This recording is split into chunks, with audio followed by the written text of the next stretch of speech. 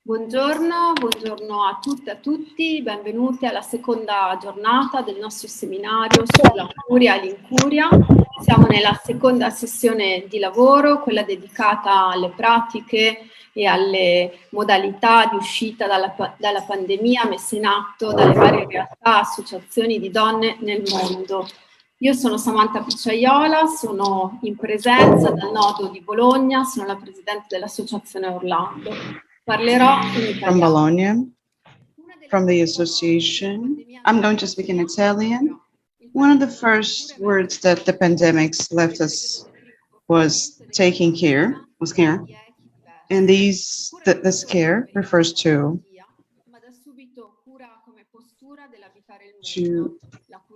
care as a posture of how to live in the world,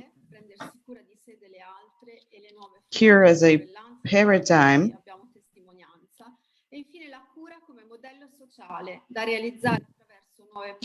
care is a social model to perform through new tactics and direct participation and the means, and common means.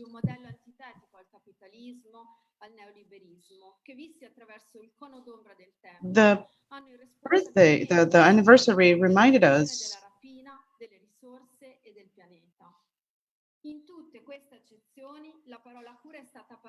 in all of these situations, the word cure is analyzed and sustained by the contemporary people. The manifestations of 25 of September in Rome with women in the International House of Culture and other organizations internationally, and also the political agenda of women represents all of us and the country. And this transforms care. We're going to continue analyzing the differences in care and practices and initiatives by the movements of women. There are some things that come from the experiences that we are going to hear. This is going to guide us on the practices that we are going to put questions on. Another point is the subjectivity. The care is done on our being on a global level. At first, to stop the return to the animal world, and it's reflected on the social actors and a new opening for that subjectivity that depends on the analysis on the world level. And care is actually very varied, and it's much more complex than it may seem,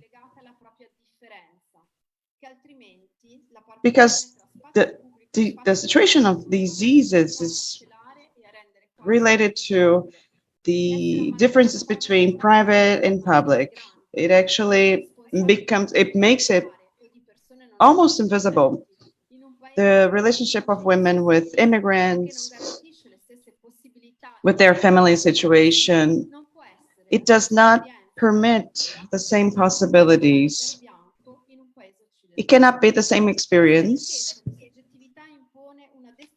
of an Occidental country. This richness of subjectivities are categories that are consolidating And at first, it has to be the existence of a gender medicine does not allow us to answer questions such as concepts,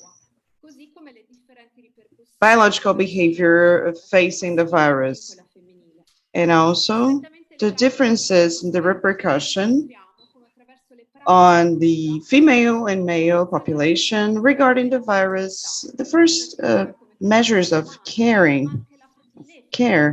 We have actually assumed the condition, the frailty of the human condition, but also sulla capacità di cura dei soggetti pubblici, siano essi gli stati, gli enti locali, ma anche le istituzioni internazionali, si definisce un altro dei cardini attorno a cui organizzare il nostro ragionare oggi. La pandemia there are cardinal points on which we have to trace, to guide our actions. Mi riferisco ad esempio al sistema sanitario e al sistema educativo. I refer to the sanitary points, the educational points that were. Le donne hanno avuto un ruolo fondamentale nel sorreggere entrambe. Women have had a fundamental role. Le professioni specifiche relative alla sanità e all'istruzione sono professioni da sempre fortemente femminilizzate. Mi riferisco alle infermiere e alle docenti come due esempi tra tutti, sia perché, abbandonando la sfera del lavoro retribuito e entrando invece in quella del lavoro riproduttivo, sono state per lo più le donne a farsi carico delle persone non autosufficienti, a supportare l'azione delle agenzie educative principali costrette ad agire da remoto.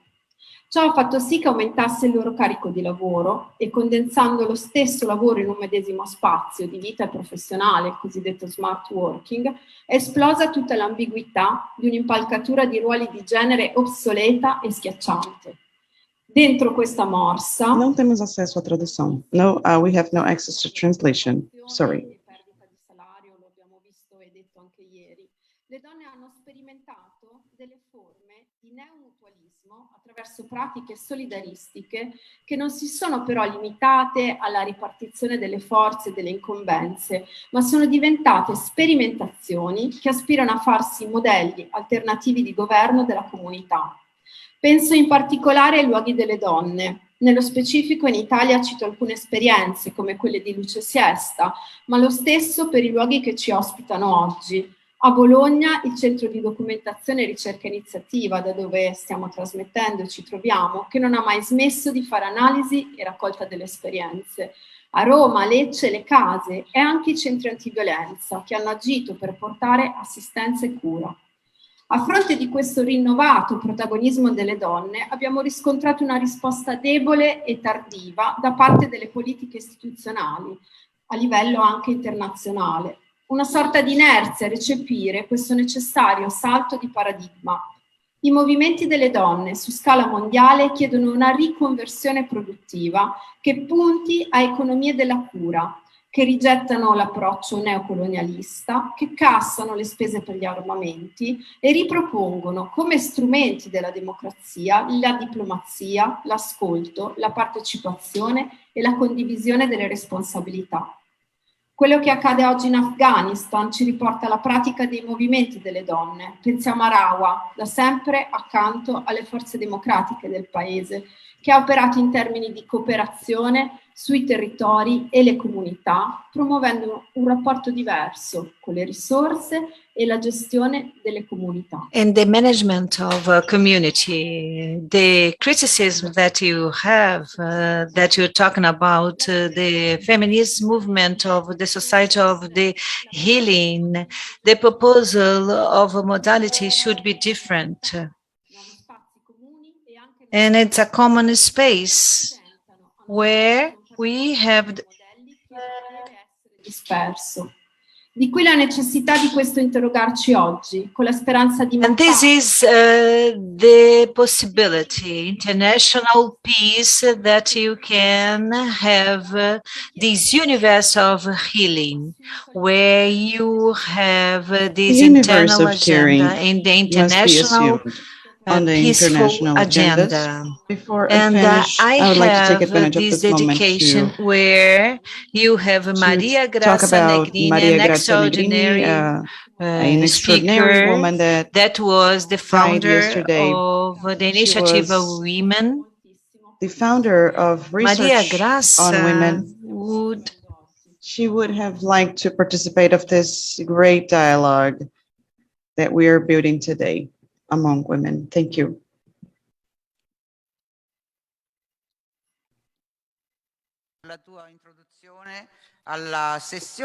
Thank you for your introduction. It is also a time to remember my part. Maria Grazia,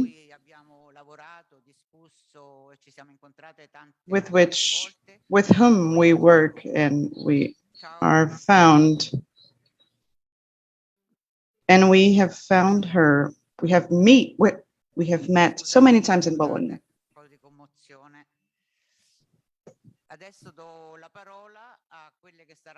There was some commotion here. Now I'm going to pass the word to our moderators of today. Maria Grazia Ruggerini, Paola Beatriz Amadio. Maria Grazia, she's beside me. She's a founder of a cooperative of women's studies. She's been studying since the 90s. They participated of a strike of women on violence of men against women. Paula Beatriz is graduated in sciences. She works on the insertion of women on the labor market and with people that are related to that are at social risk. And she's also part of the Society of Caring. Now I pass the word to Maria Grazia Ruggerini.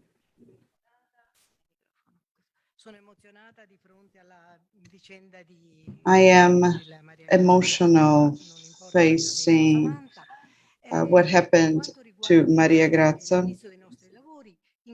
But as Samantha said, regarding our work, we're going to begin with a video that presents a winner's march. And Elisabeth Fache is going to speak about it. It was in 2018. And Elizabeth Farren is going to talk about this. She's in New York. It was in New York. She has been working with us since the year 2000. Now I'm going to show the video. I remind you that we're going to have 10 minutes for every one of us, and we are going to try to warn you about the time, the individual time.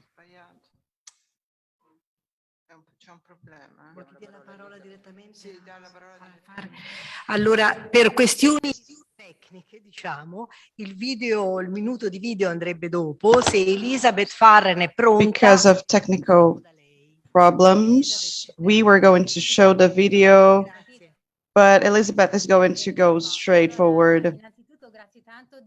Thank you, Elizabeth. At first, thank you very much. It is an honor to be here.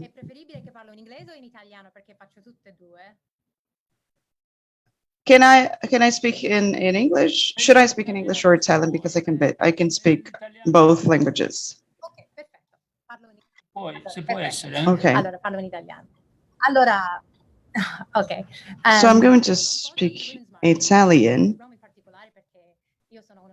I'm going to talk about the Winners' March. And I'm one of the founders of Winners' March Rome. I wanted to talk about it, and I see some familiar faces because you participated of our events, but I'm going to talk about the present, the past, but also the future, especially what we wanted to do, what we want to do and the challenges we have ahead. Winners' March was formed in April 16, on April 16, when the president was elected, and a lot of women felt pain because of it, because they were supporting a democratic representative, and this president was representative of a toxic masculinity, and this movement was born out of this pain. Let's say that women on that day, after he was elected, not by a popular vote, these women rose up and said, no, we have to do something impossible. Otherwise, this man is going to represent ugly things for us. So it was a magical moment. Let's say so many women got out together, went out together, and they met women, Italian women and American women, and also men. And it was a large number of people. We got together so many things, so many different things, this kind of feminism that we represent. And then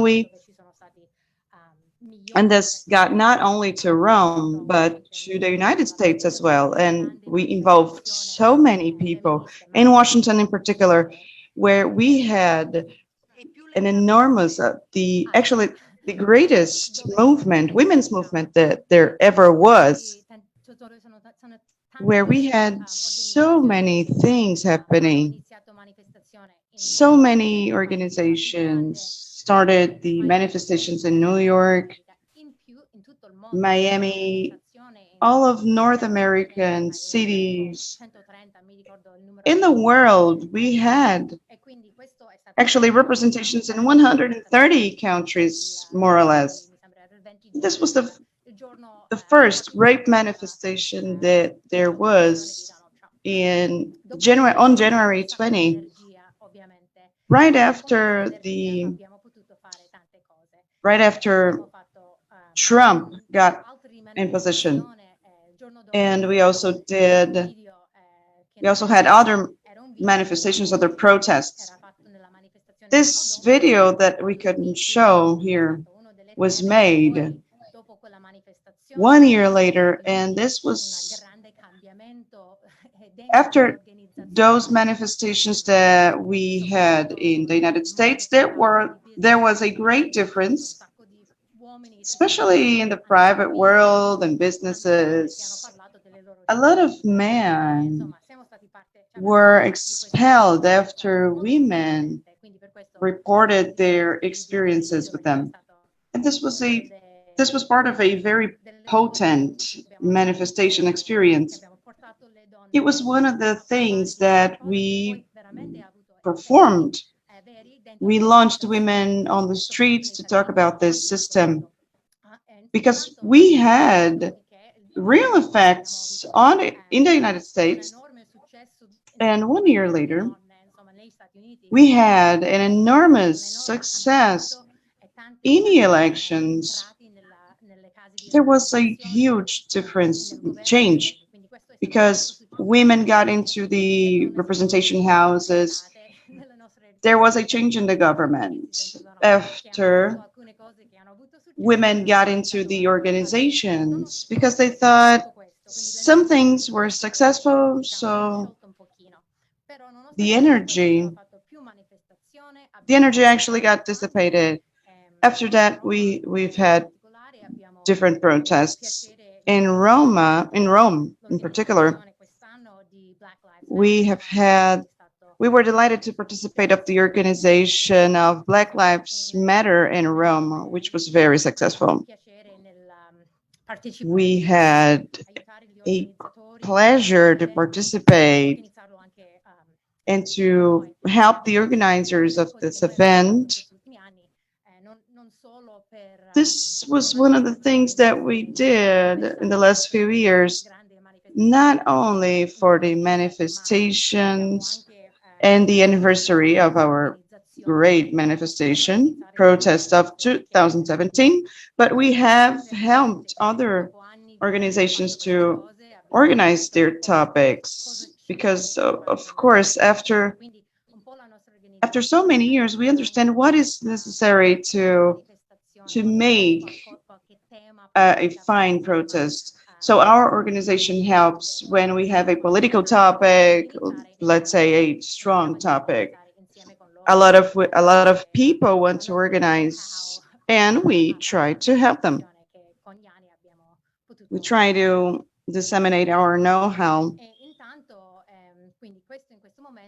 And after so many years, we could learn how to do that. And at that point, after Biden's election, the left wing actually kind of lost the energy. Maybe because some women, a lot of women, and I can see that in our organizers, we are exhausted. After 4 years of battle, let's say, there are difficulties to struggle against so many things.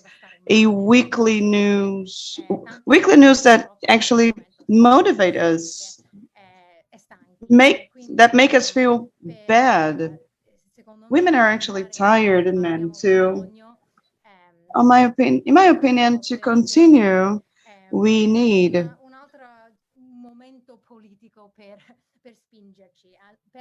another political moment to push us, in the sense that we have so many motivations today that people think it doesn't lead us to a danger. For example, we've had a protest against abortion, against a law, a North American law that came up in Texas that limit the choices, the right to choose. And we had few people, and it depended on the fact that these people's energy has decreased after so many years of people on the street. So we think that the battle was too long and women are a little bit tired of all. So we hope, and we're going to struggle in the next few years to maintain all the rights that right now are at risk, actually more at risk than before, because all laws, because we had a change in the structure of the legal system, and it's actually going to get worse. Okay, now let's go to the video.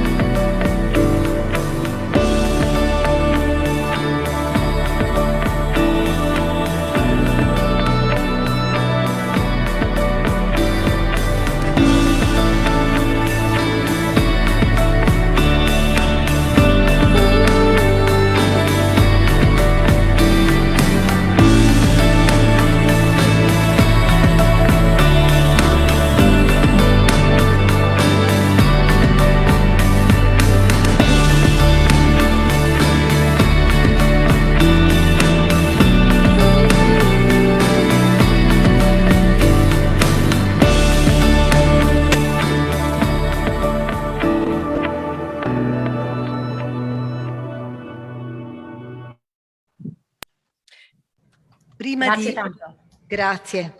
Grazie molte. Prima di passare la parola a Mercia Andrews, before I pass the word to Mercia Andrews, that runs Rural Women Assembly. I would like to remind you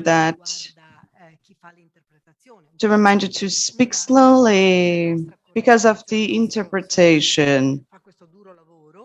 We have to support this work that is very difficult and to explain in what language you're going to speak.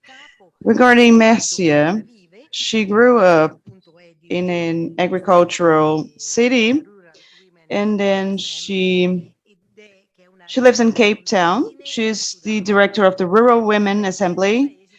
It is a network of South African farmers associations active in various countries of the continent, with the objective of protection of cultivated seeds, in the promotion of alternative agricultural models, and in the safeguarding of biodiversity. It is a topic that puts us in contact with the environment issue.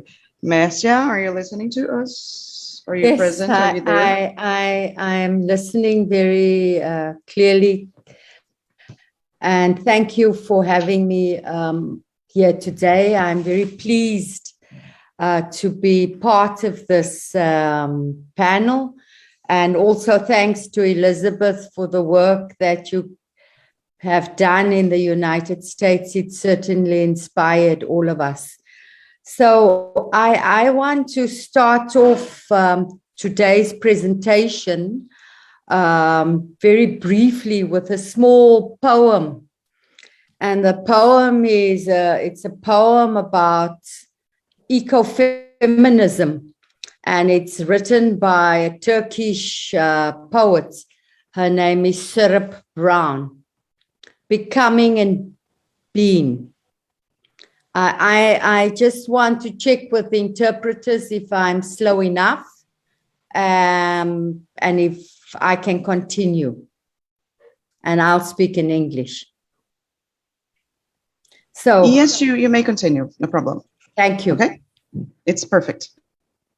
I did not become an ecofeminist. I've realized I just am, because I did not become a feminist. I just am. How could I not be? How could I not witness women who are oppressed, silenced, erased from history, made invisible, who could not practice their will and become fully human? I did not have a choice to become feminist. I just am. I did not become an environmentalist. I just am. How could I not be?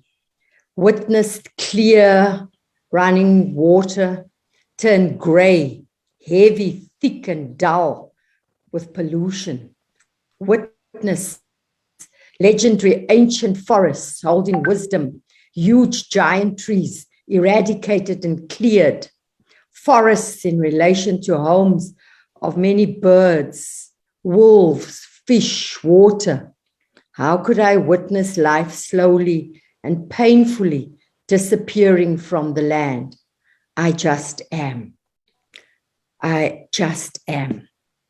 So I thought this is an important introduction to the issue of care, because often we look at the care economy simply as one aspect of our lives as women in the care of our communities, in the care of our homes, in the care of our families, etc. And one of the aspects that we don't sufficiently give attention to is the care of our environment, the care of our earth, of our future. And so I thought this is an important dimension that we need to bring into this conversation more and more. We having this meeting at the same time as COP is going to be taking place in Glasgow. And again, we've heard all the comments about the climate crisis. Many of us in Africa realize that Africa is already burning. And yet those who will sit in these meetings in the next days will not have a thought. They will need still try and win and find a capitalist solution to the problems that they have created, the problems of nature. It's exactly the same that we've experienced during this COVID crisis that we've had.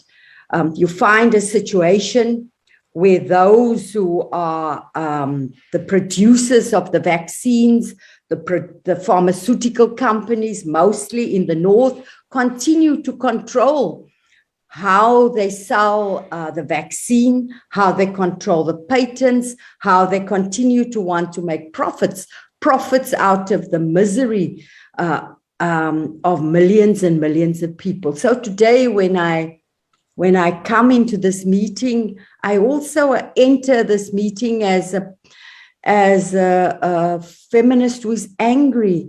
I'm angry about the way in which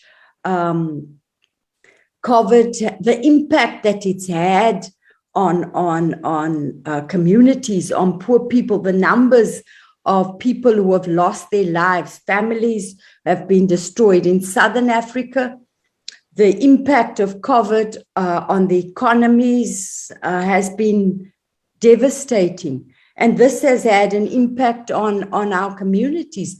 Poor households suffer tremendously during this period. And it's these women who are fighting back, who are saying that we have had enough. We want to ensure that the whole way in which our societies have been structured needs to be reimagined. And this issue of how we begin to reimagine our society, how do we begin to reimagine a community of care that isn't based on the sweat of women, and particularly poor women in our society.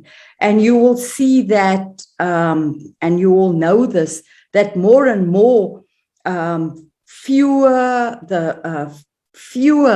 resources in our communities are going into the care economy.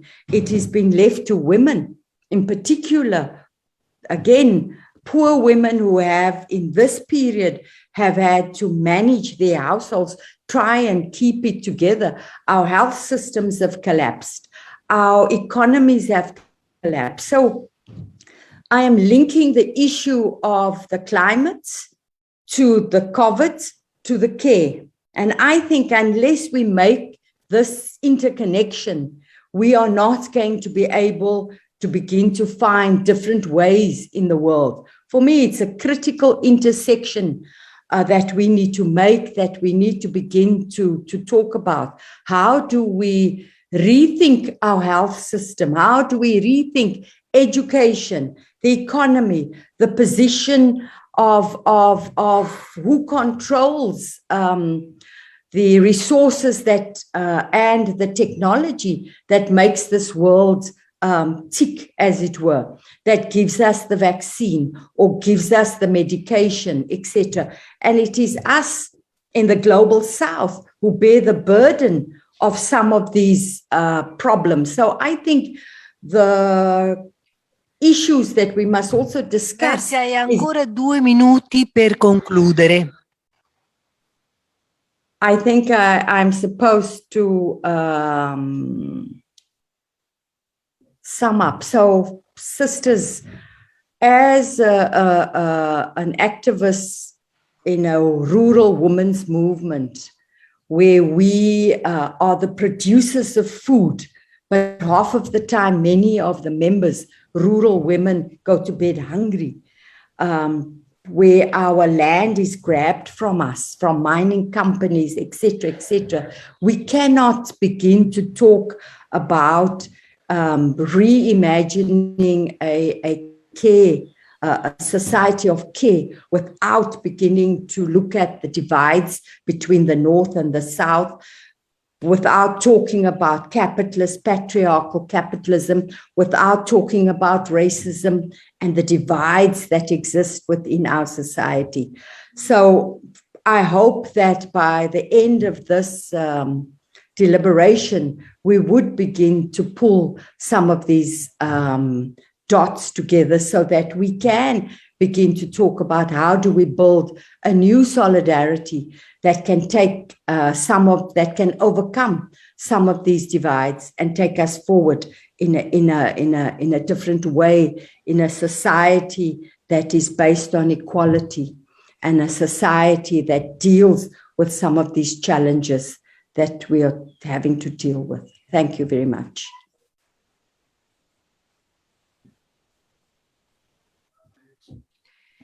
Grazie, Merzia. E ora diamo la Thank parola. you. Now we are going to have the words to Françoise Kembic,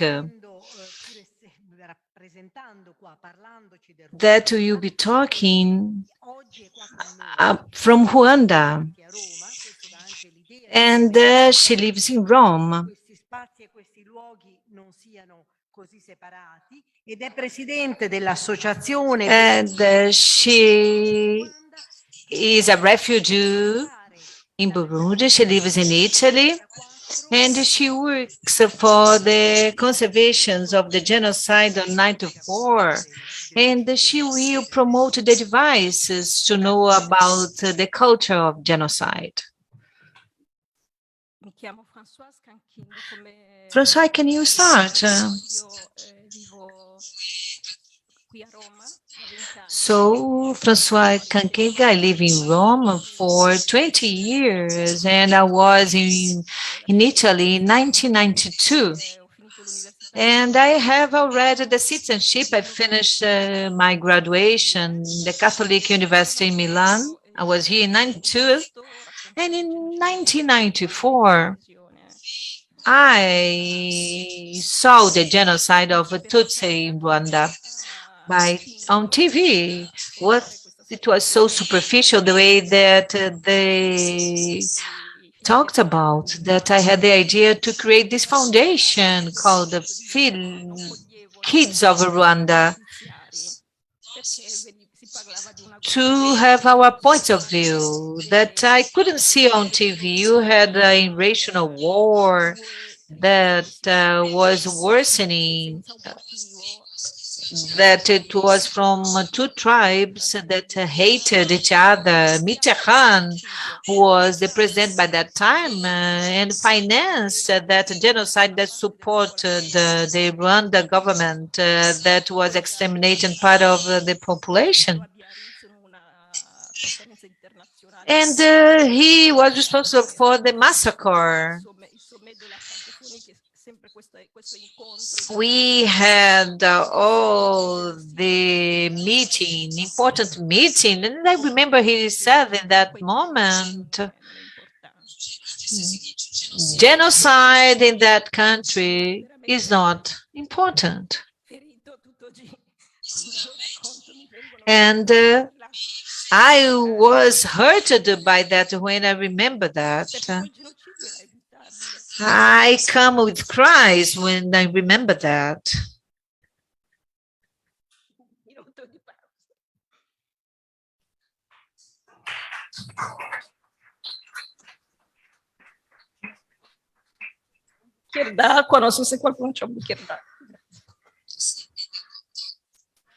Can you give me a glass of water, please?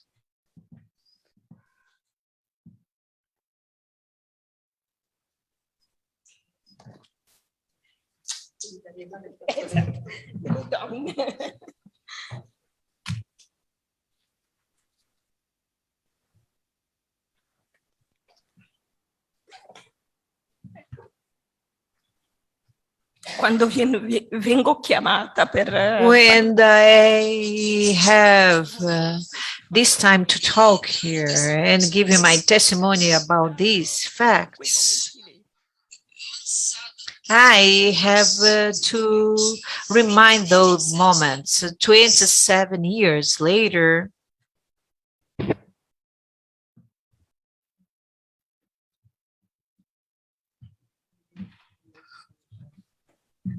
bevo così.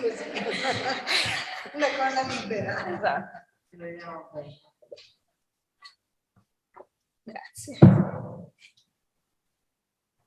Sto quasi decidendo di non farlo più perché è difficile.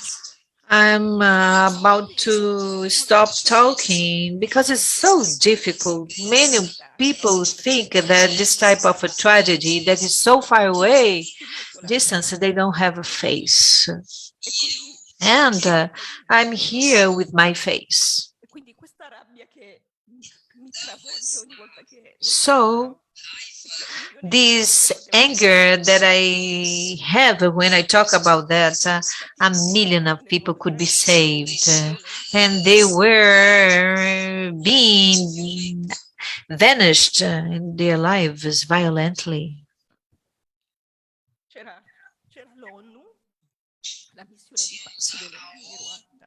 We had the United Nations, the peace movement of United Nations. In 92, you had the blue helmets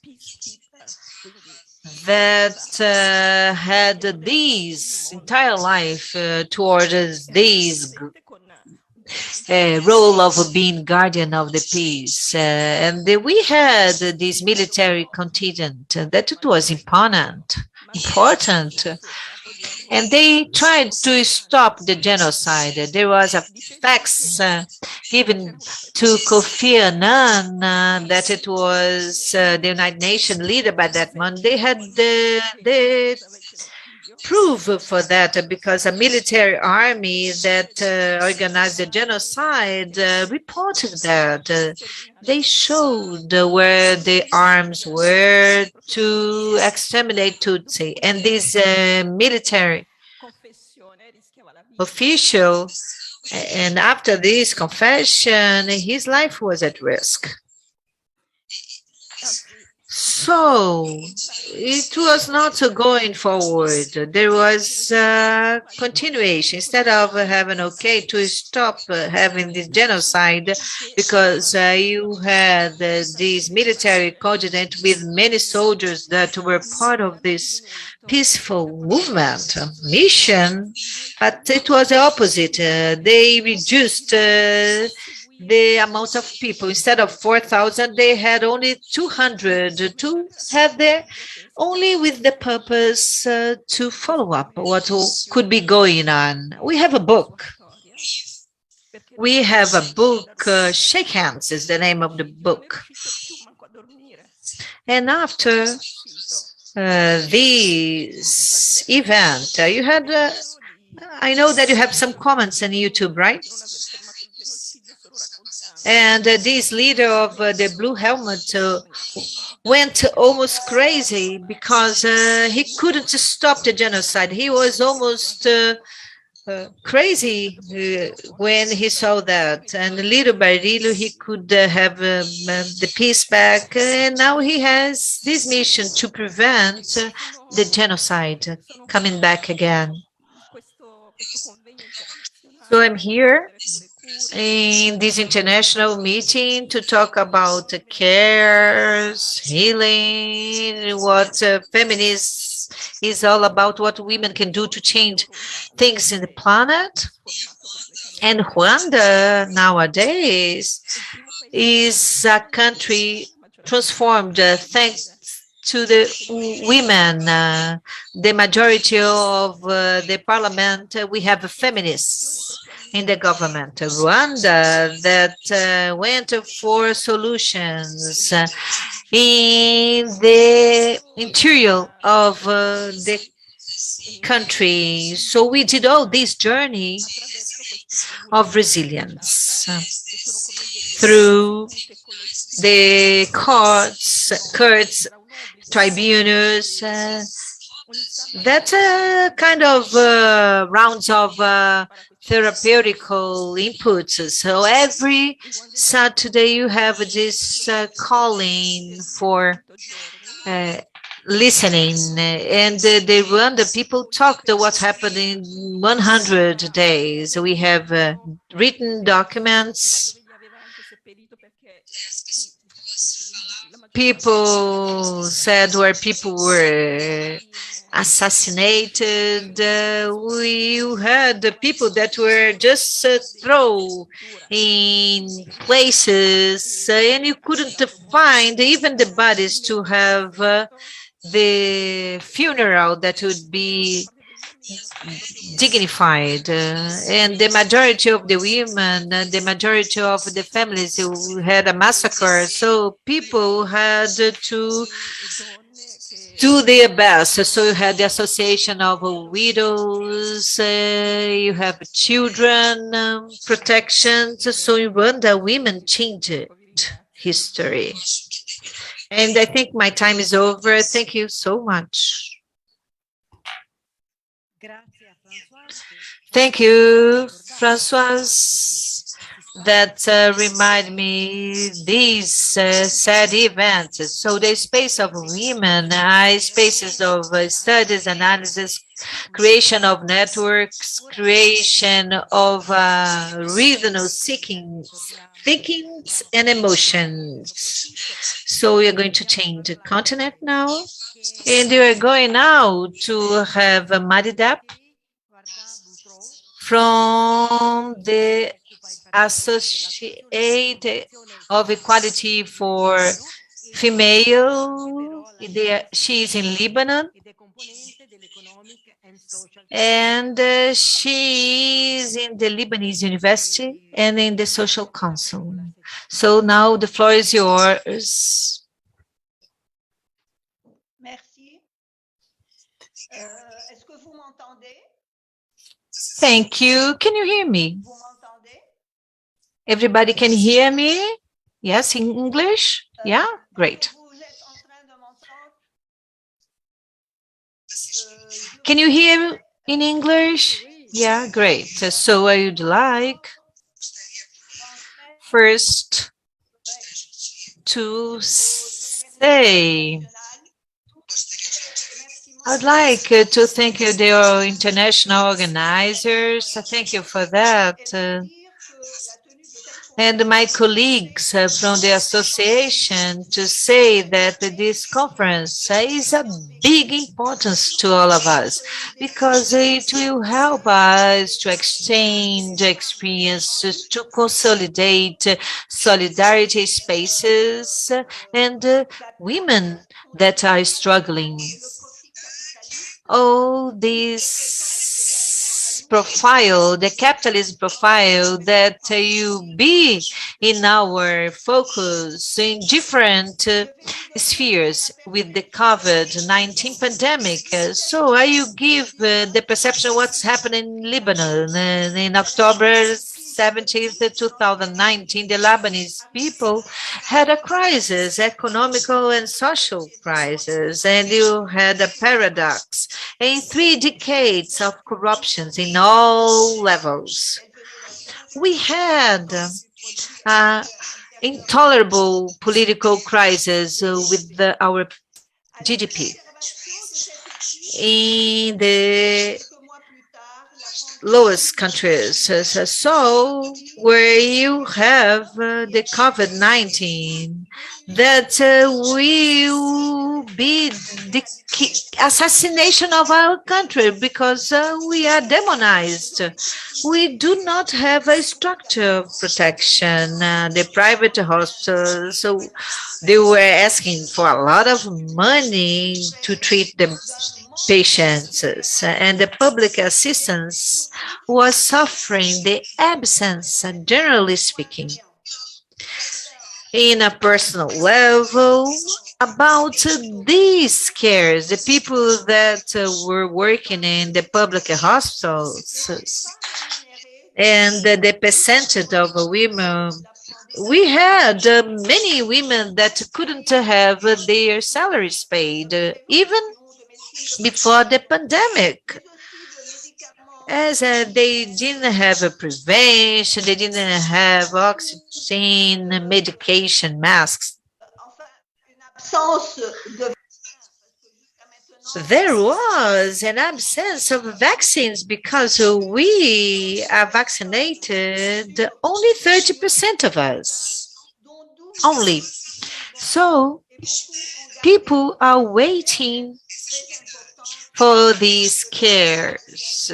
The ones that had COVID had a lot of sequels and side effects. So they still ill after being contaminated by COVID. So the pandemic now has different variants. So in two cases like that, what is the current condition? So first, you have 1,400% of inflation. Our minimum salary decreased. You have $37 per month. Can you imagine how the families can live like that? We have hundreds of thousands of people. So since 2019, 2020, you have 6,000 Lebanese people that had licensed. Actuellement, il y a une pénurie de produits alimentaires et médicaments. And there was a lack of medication, food, and other essential services like electricity. We have difficulties. When you think about electricity generations, you have generators being in operation nowadays. You cannot forget the population, the Palestine refugees. We have 40% of all of it. Can you imagine that this population in Lebanon? I'm talking about medication. I'm talking about life conditions. We cannot manage that. What about the Lebanese situations? The Lebanese women in this case, when she suffers from discrimination, she does it because of a religion. This status, the speaker has problem with the internet. Instability. So going back, we cannot see this difference because you have laws that will generate an inferiority in relation to women that are considered as dependent. So the early marriage it's illegal. It's a violence. We have a domestic violence as well. I'm talking about in socio-economical aspects, so when you have inequality in the private sector. Besides that, the penal code. Let's just give an example regarding penal code. So if you have a rape and abuse, this person can be out of this constraint because this law was eliminated. We suppressed the crime of honor after some demonstration, but they are trying to find the circumstances that can alleviate, you can have psychological problems, so the person will be released.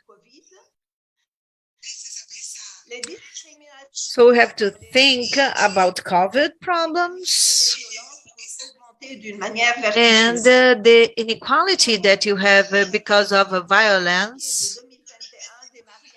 And for the first part in 2020, the first signs, we will have girls that are getting married with 15 years old.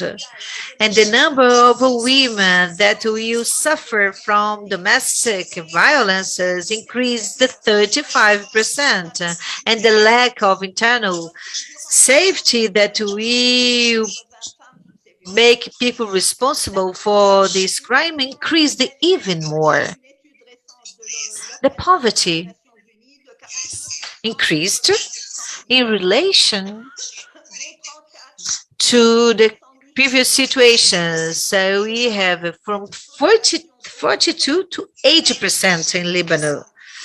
So in the poor population, the majority is composed by poor women, and the majority is elderly people, are elderly people. These people that have difficulty with these transmissions, I will now read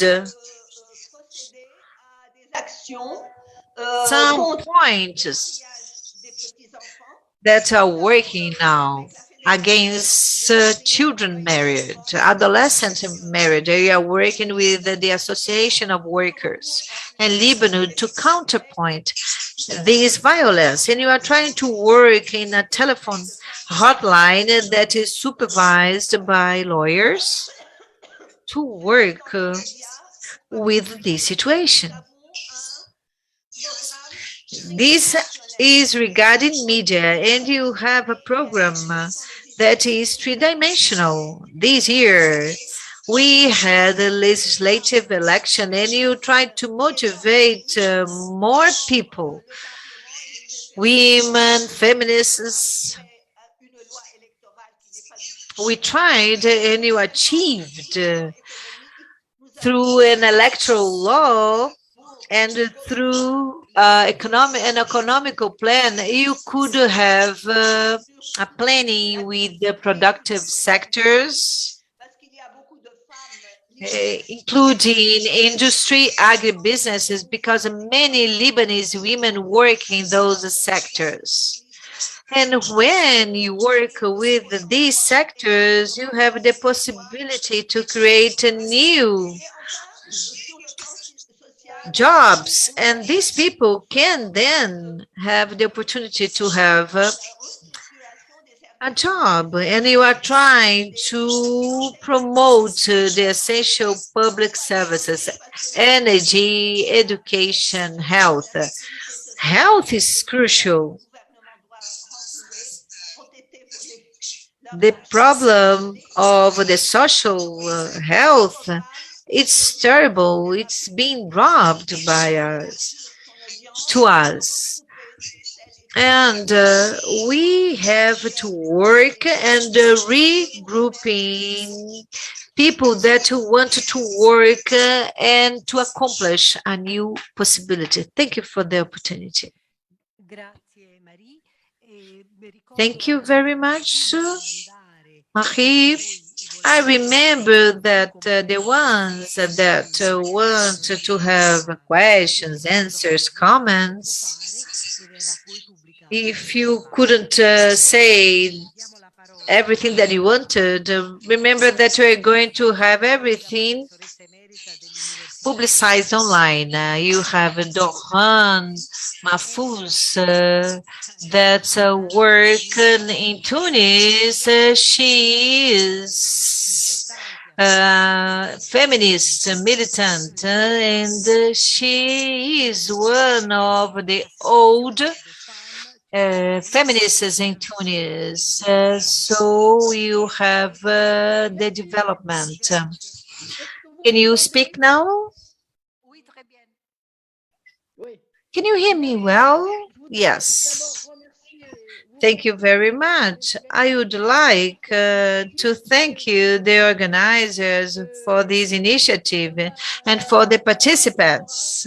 I'm sure that you are going to have a lot of solidarity, international solidarity, to have an interest, to have our perspectives. I'm very happy to be here. And this time that we have, I would like to talk about some aspects. Is it too fast? Can you hear me well? So far, so good.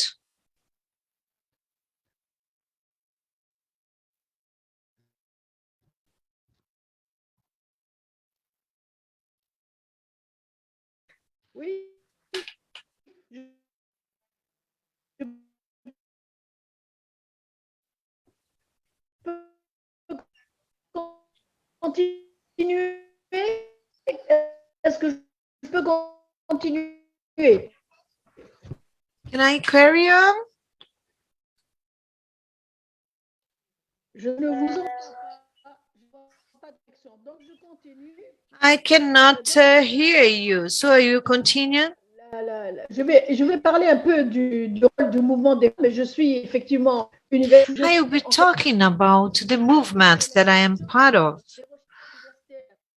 I organize the interaction between researchers, academic researchers, and the associative spheres. I'm very happy to be feminists, and I would like to talk about 4 points. First, the women of Tunis regarding dictatorship, conservatorism, and the economic crisis and the effect that is affecting women and the pandemic as well. So let's talk about this situation.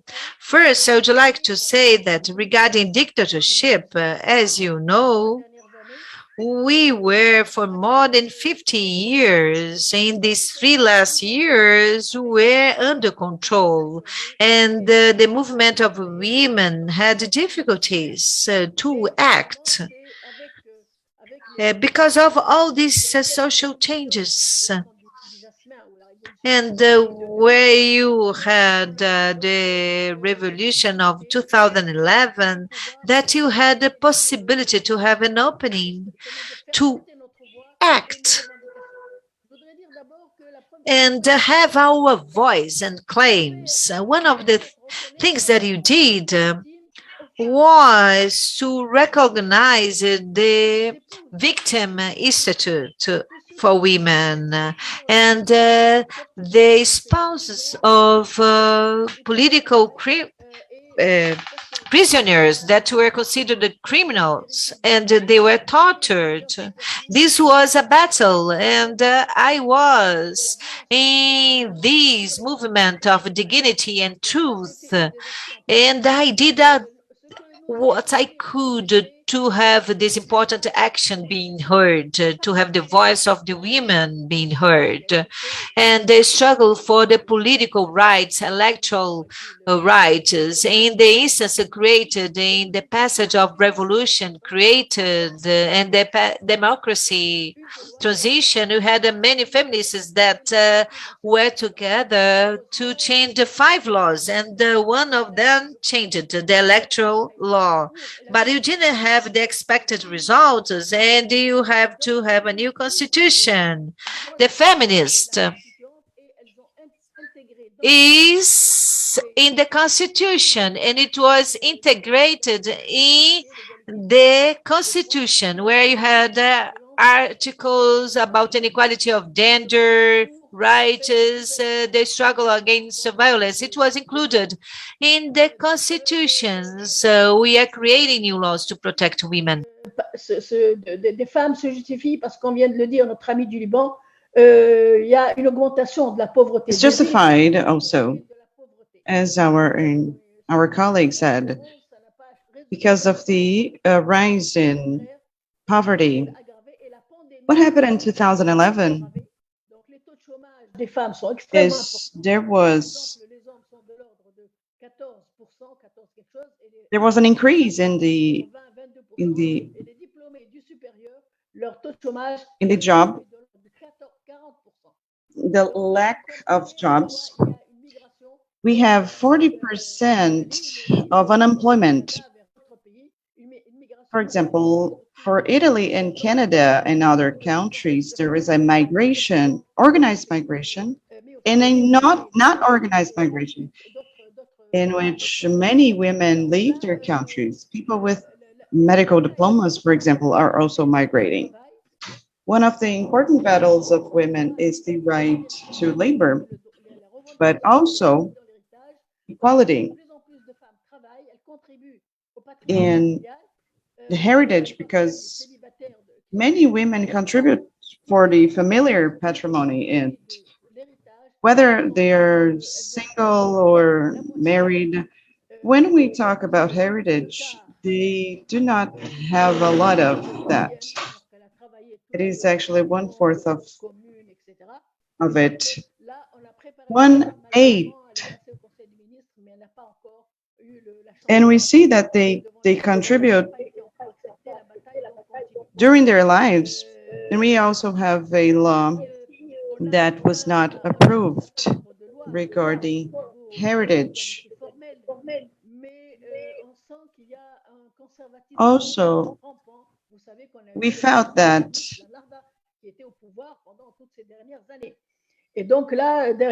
we've had baptism in the last few years. There was this facade, and on the back we've had the increase of this familiar aspect. We see this familiar role, and women are in the center.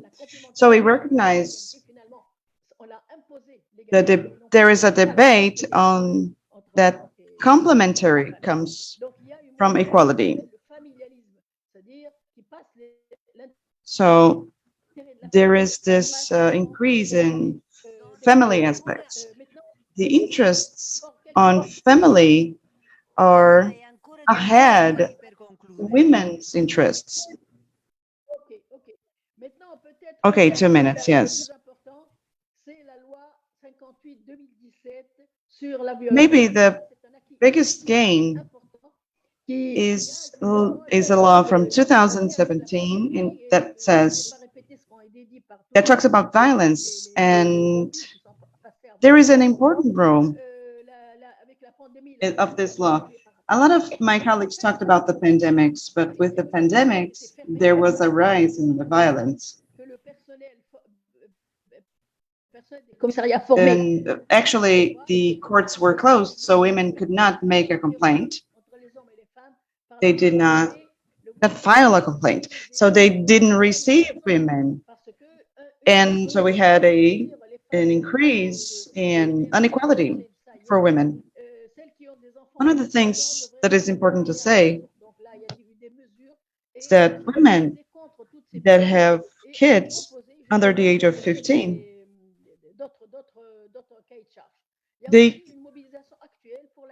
we proposed alternatives. There is a mobilization now to deny. There were women that were journalists that were accused of making this mobilization because we felt there was a decrease in liberty. And I think that regarding care, we started to talk about it in the 80s. There was a research about salaries,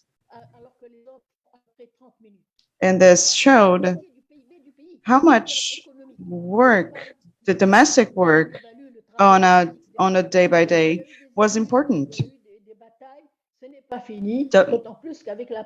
Women's domestic work was important. And with the pandemics, we saw that there is a profound inequality in domestic labor, because it's always women that carry the weight of reproduction, biologically, but also on a social aspect.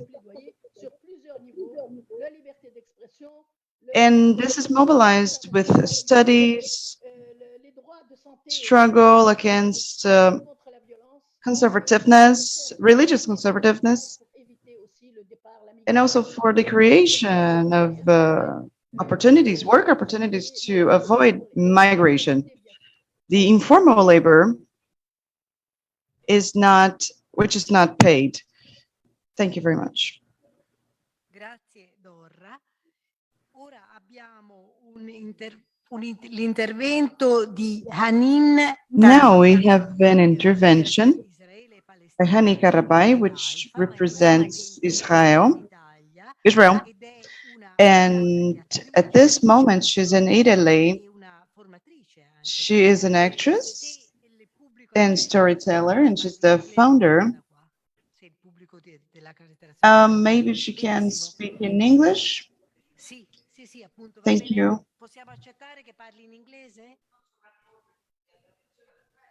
So do we agree that she wants to speak in English? Okay, Halini,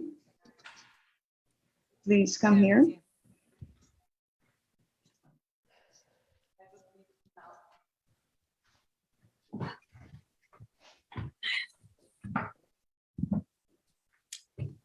Okay.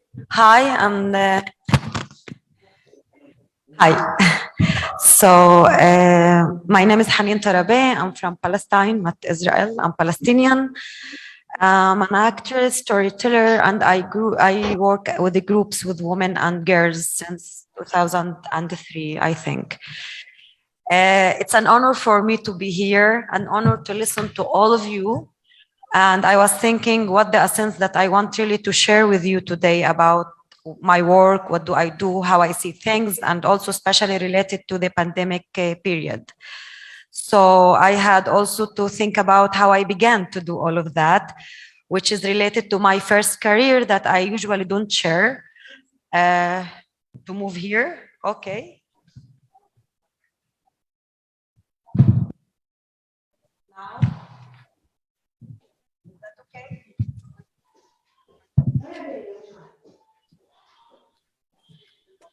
So people see me like this. Okay, can I?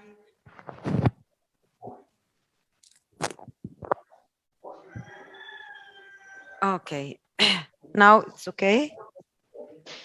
Okay. So, and you're gonna tell me before 2 minutes before the time ends. I began to work with women and girls first as a nutritionist. I studied nutrition science. I was working in health with women, and it wasn't my dream job, to be honest. It was my parents. So I did it when I was young. I began to work with women and girls. And what really attracted me more is eating disorders, anorexia and bulimia nervosa and all the eating disorders all around. So I began to work as a community nutrition, working with women and girls on all the topic around body image and self-image. What are the factors that affects our body image, and what's the relation between our body image and self-image, like all the beauty standards, the capitalism, the commercials, the media, the song lyrics, and proverbs, also culture. And we also reach the stories, which is folk stories or our own personal story, and how it fits also into the system and how it supports also the system.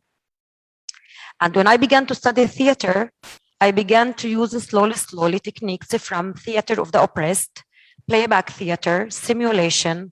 For sure, it contains lots of exercises from drama therapy, psychodrama, and storytelling. And I began to work with women on our personal narrative, because how we see our personal narrative, how we see our story, our own story, it makes a difference in how we perceive things in world or in life. So I began to work with women on really having our own story. What is my story? What defines me? When I want to introduce myself to the world, which story I choose to share with the others? And then we began to work more and more in inner conflicts, like interpersonal conflicts. And by the time we managed to have a process, first of all, working in our personal narrative and begin to see it from totally different aspects. And it was for me also a process as a trainer to discover that with different groups with women, when we had this transformation that makes us see ourselves and experience ourselves not as a victim, but as someone who's under oppression. So if we are under oppression, that means that we can change it. And through our working on our stories, we began to see the hope and the gaps and where we can really make some change. So why I'm talking about that? because art and stories for me are a very powerful tool for struggle and resistance, and to make some statement, and also to work toward change, social and political change. I want to also to adjust working on folk tales. We also work on our folk tales, which shapes our subconscious as a collective. So we take the folk tales and we really we analyze it, and we see what things doesn't serve us as women or as girls. And if we take it or we change it, we don't really change the skeleton of the story, because we also want to honor our history, our stories as a nation, as people. We want to pass it forward to new generations, to the kids, but we don't want to pass things that don't serve us. So this is one of the things that we train people. Okay. It's good, because I began to get a bit confused about many things I want to share. So it's good to have a break. What's the... Okay.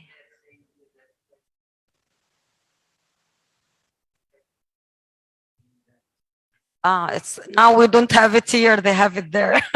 Okay.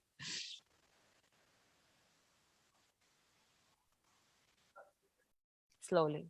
Okay. Very for the translation. Okay. So from which point? Because I want to know till which point they lost me. Okay. So first of all, I want to make some order. There is working and giving tools. I don't know if I like really the term empowering, because I believe that every one of us really, we all have our own treasures inside, and working together helps us and supports us to just dig and find it inside, empower it and use it. So there is the process of working with women and girls. There is the part which is very important, that we find the reasons and we really find all the factors that affects our body image, our relationship with ourselves and our self-image. And then we deal with folk tales, with traditional stories from different societies. Every society has its own stories, but we have lots of things in common. And yeah, I remember when I did my research, unfortunately, I did my research on folk tales, Palestinian stories, and most of them I found, and not just me, many other storytellers I work with in my network, that the image of the woman, of the female in folk tales is very passive. We know that also from Cinderella, Snow White, and all that stuff, but in the Arab stories, it was she was either a passive or active in a manipulative way, which is really affected the subconscious of all the society if we continue move and pass those stories forward. So we really need to discuss that and to work with teachers and with the staffs and with storytellers, with writers, and to see how we can make change in our folk tales, in our traditional stories, keep our history and honor our history and our culture in Palestine, in the Arab world, but not pass things that don't serve us anymore. Okay. The second thing, we move and we work on the, am I too loud? I used to speak in theater, so yeah. We take the personal narrative, and when we do it in a group, in a circle of women, like before, we used to be in a tribe, we used to have a sisterhood contract, we used to sit together and share stories. When we work on our personal story together as a group, as a circle of women, we not just learn from our own story, we learn from other like 12, 15, 20 stories. So we also share a wisdom together, a feminine wisdom together. And that also gives us the power to use our stories to move forward and not to stuck at the same place, because we sometimes really can't realize that we stuck in some story and the way how we tell our story. And then I want to also to close that with connecting that with mythologies. Mythologies, it's really just the feminine power, the archetypes of the feminine, the medicine woman, the wild woman, the lover, the mother, the mistress, the queen. And when we make the connection between our folktale stories and our personal story and the connection with the mythologies and from the different archetypes, we can move forward healing. We can have a supportive network. We can move toward building healthy communities together. Why I'm talking about healthy communities and supportive network? Because when we work on that, even if we finish the meetings, we have a community. So this community could support each other without having the facilitator or the trainer with them. And especially we feel that in the pandemic period. So women from the same area who had supportive network, who built some core together and family, they could struggle and have their own struggle and resistance through the pandemic. Also raising awareness towards some laws in Palestine. All of you know that we still have laws regarding families and honor killing and violence and sexual harassment that we still trying to raise awareness and to make a change. And they can really use that to feel supported, because sometimes our need as women, and yesterday we mentioned that very well, some part of the speakers, sometimes we just need the space, the safe space to be together, to share our stories, to learn from each other, and to create a common conscious together.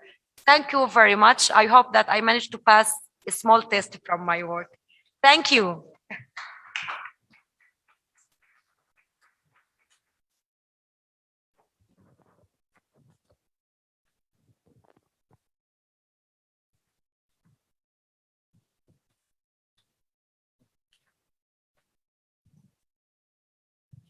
Grazie. Il nostro modo di comunicare appunto è diverso, i soggetti sono molto diversi. Our way to communicate is very much diverse. It also offers a richness to our debate and our meeting, more than debate. Now we have a testimonial, an intervention of Brazil from Maria Moraes, which is a rural worker of the Confederation of Agricultural Workers, CONTAG, and in 2019 she coordinated the March of Margaridas, Daisies, which was the greatest mobilization that was made in rural areas and forest areas. So we have here an aspect that is related to agriculture. Thank you. Good morning, fellows. I would like to say hello to greet all present here. It was with a great satisfaction that we accepted the invitation to share information, knowledge, and I thank you a lot for the opportunity to be here, listening to a lot of colleagues that came before me and that talked and brought many fundamental aspects that are certainly going to strengthen us in the struggle as women. So I would like to say that my name is Mazia Moraes. I am a Black woman, an agricultural worker from the north of Brazil, and I am here representing the Confederation of Rural Workers, Family Agriculture, and I coordinated the 6th March, Daisies March, which was an action that mobilized many women from the waters and forests of Brazil, and also many countries that are our brothers that have participated with us of this march. Well, very quickly, I would like to bring to you something to share that is fundamental. I would like to say that as women that produce 45% of food that is consumed by society and that guarantee safeguard the protection of our ecosystems and biodiversity. We are the guardians of traditional knowledge, and we inherited from our ancestors. And I say as a Black woman that to understand the experience of our work and our day-by-day lives, it is important to break the dictatorship, the productive and reproductive dictatorship. We flow in a sphere, and we do works inside and outside our house. We have jobs.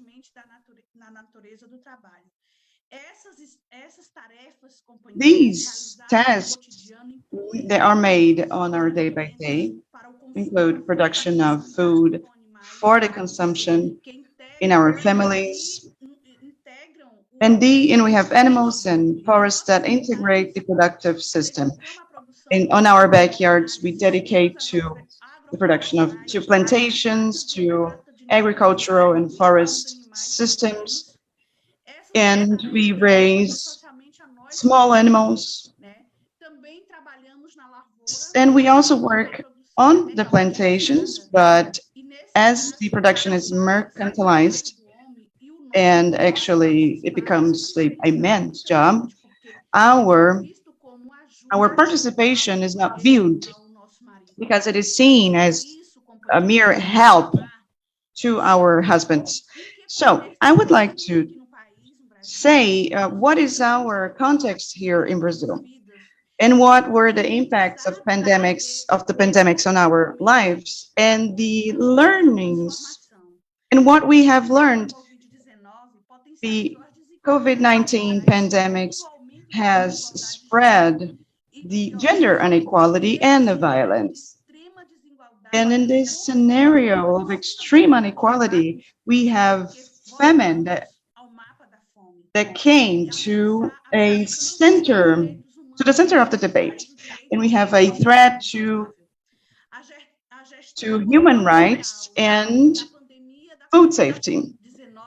The pandemics had a tragic impact on our life conditions, the social isolation in the context of a negation of the pandemics led us to a feeling of uncertainty and fear, a generalized fear. Among so many dimensions of inequality in this period, there was a overload of care, and we women felt it, especially after the isolation measures were taken. Care was actually focused on the houses, and the division of labor remained strengthening gender inequality and overloading women. And on the other hand, we had a reduction of our economical autonomy with the closing of some of the fairs where we worked, and we were more exposed to domestic violence. The house, which is a private space that is said to be feminine, it got a bigger dimension. It got a dimension of protection in life. The virus showed us how much this is important, this division of labor to promote life. So my final words are going to talk about the dimension of care in our lives, facing the absence of the state. It sustains the importance of our care due to the lack of collective care. Taking care of other people was central, was fundamental for the promotion of strategies to live and to have political action. So it is not important, it's impossible to talk about the future without talking about the sustainability of life.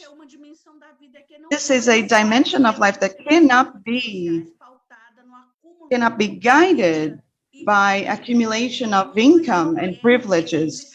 Us women, we women need to take advantage of this moment to build other understandings.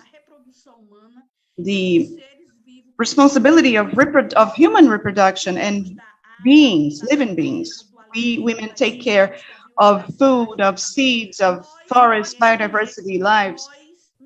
We women need to reinvent ourselves. We expanded and built resilience and social transformation, open to respond to the pandemics, to the changes that were imposed by this sanitary political crisis. One of the conditions was led by agroecology.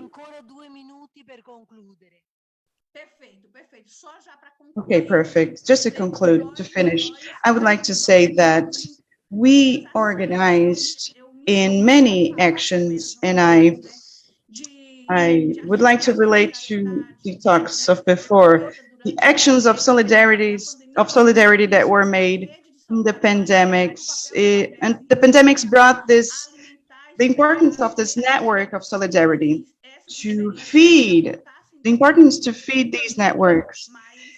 It certainly is going to show us other paths. And I would like to finish saying that it's important to have this collectivity strengthened, and these reflections have strengthened more the construction of our 7th Daisies March that is protagonized by women in forests and waters, and that is coordinated by social movements and feminists that occupy public spaces to announce conflicts and lives that threaten the reproduction of life in the planet. And this is fundamental to talk about this now, because we face difficult times and we are facing a humanitarian crisis because of inequality, war that impedes peace, stops peace. And in this crisis, we women are ahead to face the challenges based on solidarity. So thank you a lot for this moment. We had more elements, but it was really nice to share some of the elements and to listen to my colleagues in other countries. A lot of times we are distant, but our difficulties, our guidelines are convergent. So thank you once again. We are at your disposal. Thank you very much. Grazie a te Masè anche per avere sottolineato questo tentativo di convergenza che stiamo facendo, e ora la parola a Asal. This convergency attempt is very important. And now you have the Italy member that had an experience with the delegation that come from Istanbul, that will talk about the Kurdistan. Are you here, Hazal?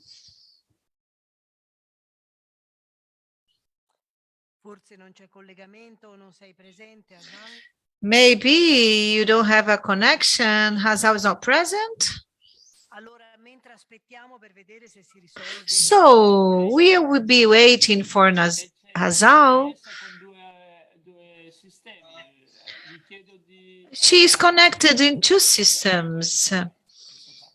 Now I think you can talk now, Maisal. Hazal or Yasmin to be on to just make confirm.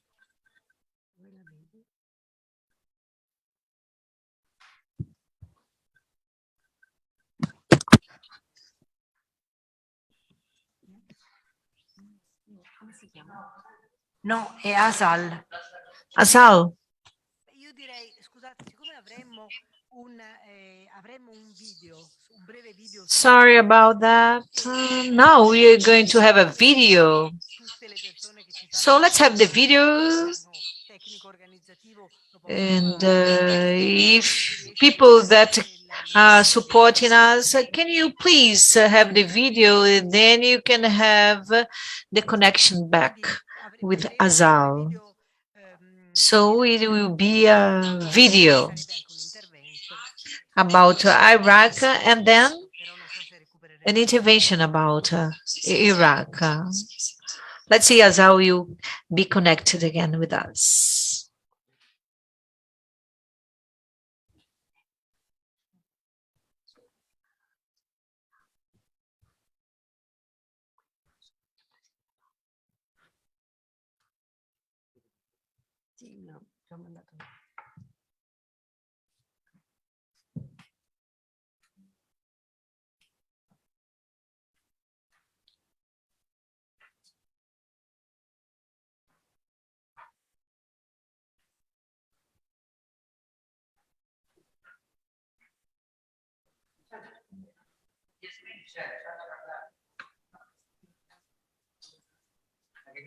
Sì, allora ora anticipiamo quello che facciamo un piccolo scambio. So let's anticipate. Let's have an exchange though. Yasmin, please. She is an activist and she defends the human right, and she is from Iraq Civil Society Iraq Initiative. Yasmin, you here? Yes, I am. Okay, let's start. Good afternoon, everybody. I'll speak in English. Sorry. Okay. My name is Yasmin Falah Hassan, and I'm here today to represent Info Center, the team of the feminism team of She Revolution, and in general ICSSI network. Challenging the patriarchal system effectively requires us a challenge all the oppressive and exploitative regimes on which it resists and produces it every day and with every decision it's make. And this journey, it's a long-term journey, and I believe for most of us it's a lifetime journey. Thank you to having me here, and thank you to hear me. Inshallah, I'll today talk about our situation in Iraq during the COVID-19 and after the revolution. Nowadays, in this moment, we have like 7 female deputies in the parliament. And these women are new to the, most of them are new to this political work. And it's not the first time, but for the first time we had a number of women more than 83, which is the quota number, and it's like achievement for women of Iraq.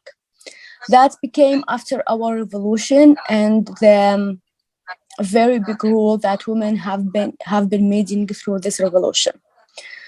Today, we are facing in Iraq the difficulty of democratic transition, resulting from incomplete political democracy, powerful political money, and the huge military budgets that are preferred over other aspects of development campaign.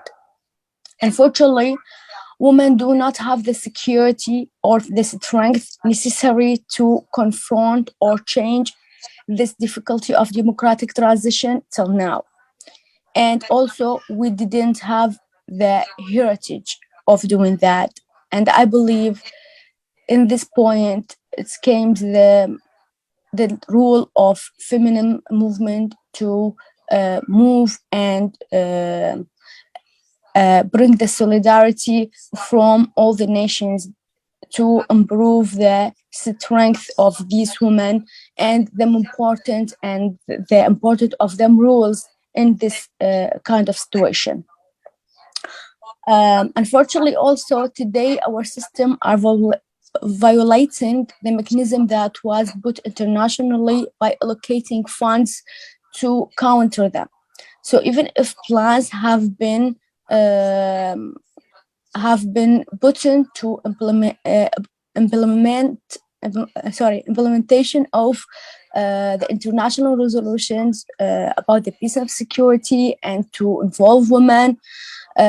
These plans came without budgets, and we are putting in front of them the militarization plans, or not to put in place domestic violence law that guarantees women's safety from the danger of democratic violence in Iraq, and in order guarantees the women democratic build-up.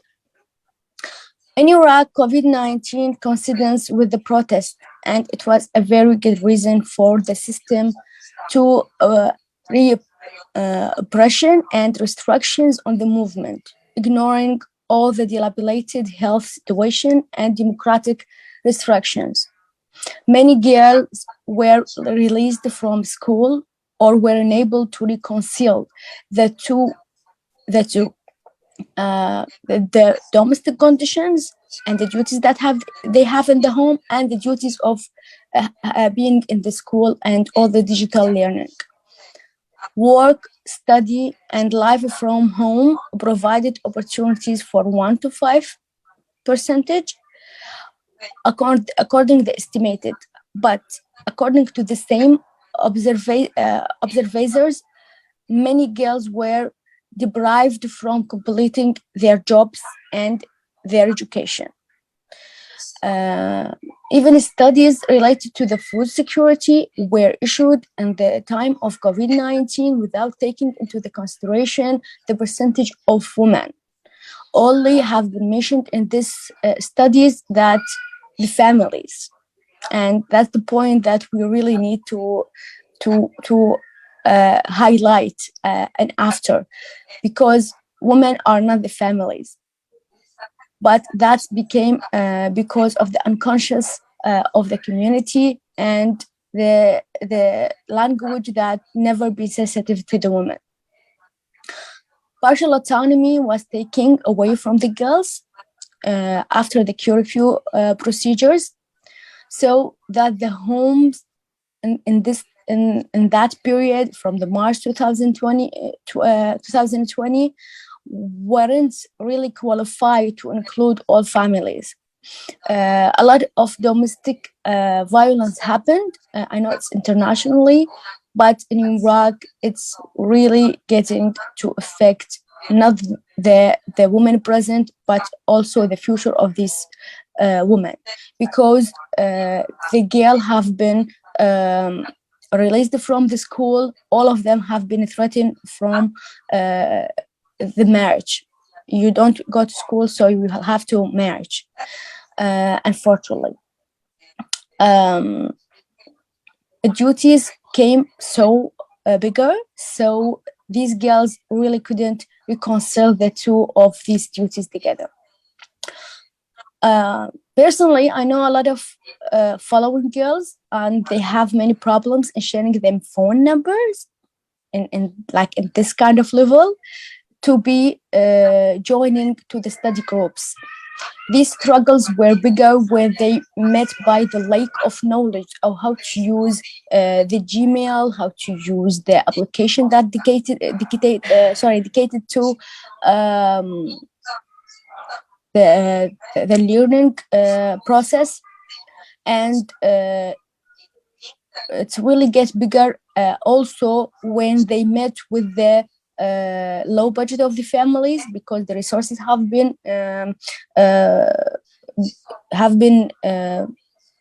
lesser. So there were no laptop for the girls, no desktop for them, and if they are one in the home, it will be go for the boy.